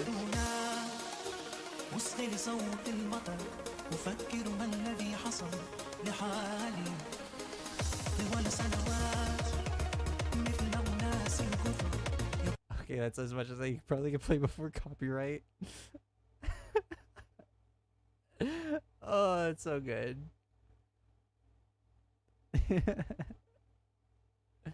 There's a gun on the bike.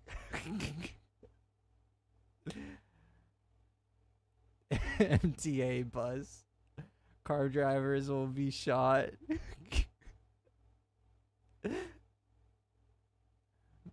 Jihad. Oh my god. Is that the Twin Towers up in the background? Oh my goodness. I love it. Too good. Yosh. Too good.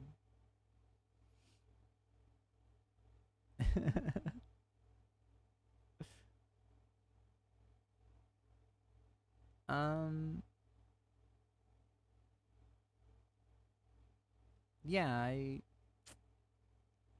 think that's gonna be it for that stuff.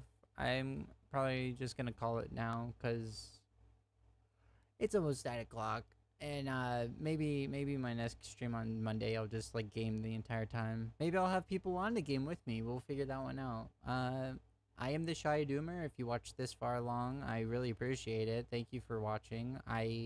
You should definitely like and subscribe. You should absolutely look in the bio of the video right now and see all my socials. There's Twitter, Blue Sky. The link tree will link you to Twitter, Blue Sky, back to here to YouTube, Instagram, and even my Discord. My Discord is a community kind of Discord, but we also talk about politics. It is open to respectful people of all shapes and sizes, of all political ideologies. If you are not capable of behaving yourself, obviously there will be consequences, right? But right now it's just a chill space. Very chill, calm, chill, very cool, chill, yeah. If you want me to cover something, actually I might just let me show you real quick.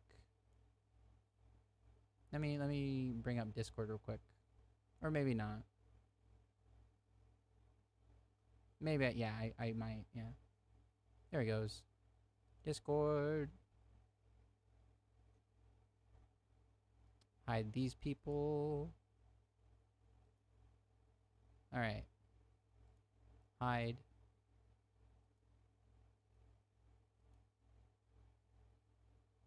How do I just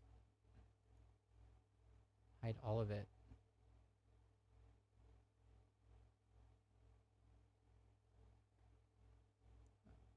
I guess I can't hide all of it, but yeah, here. Discord. Window capture.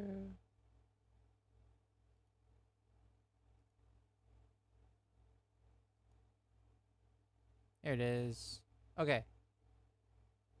If you go here to... You go in my Discord real quick. I just wanted to show this on stream.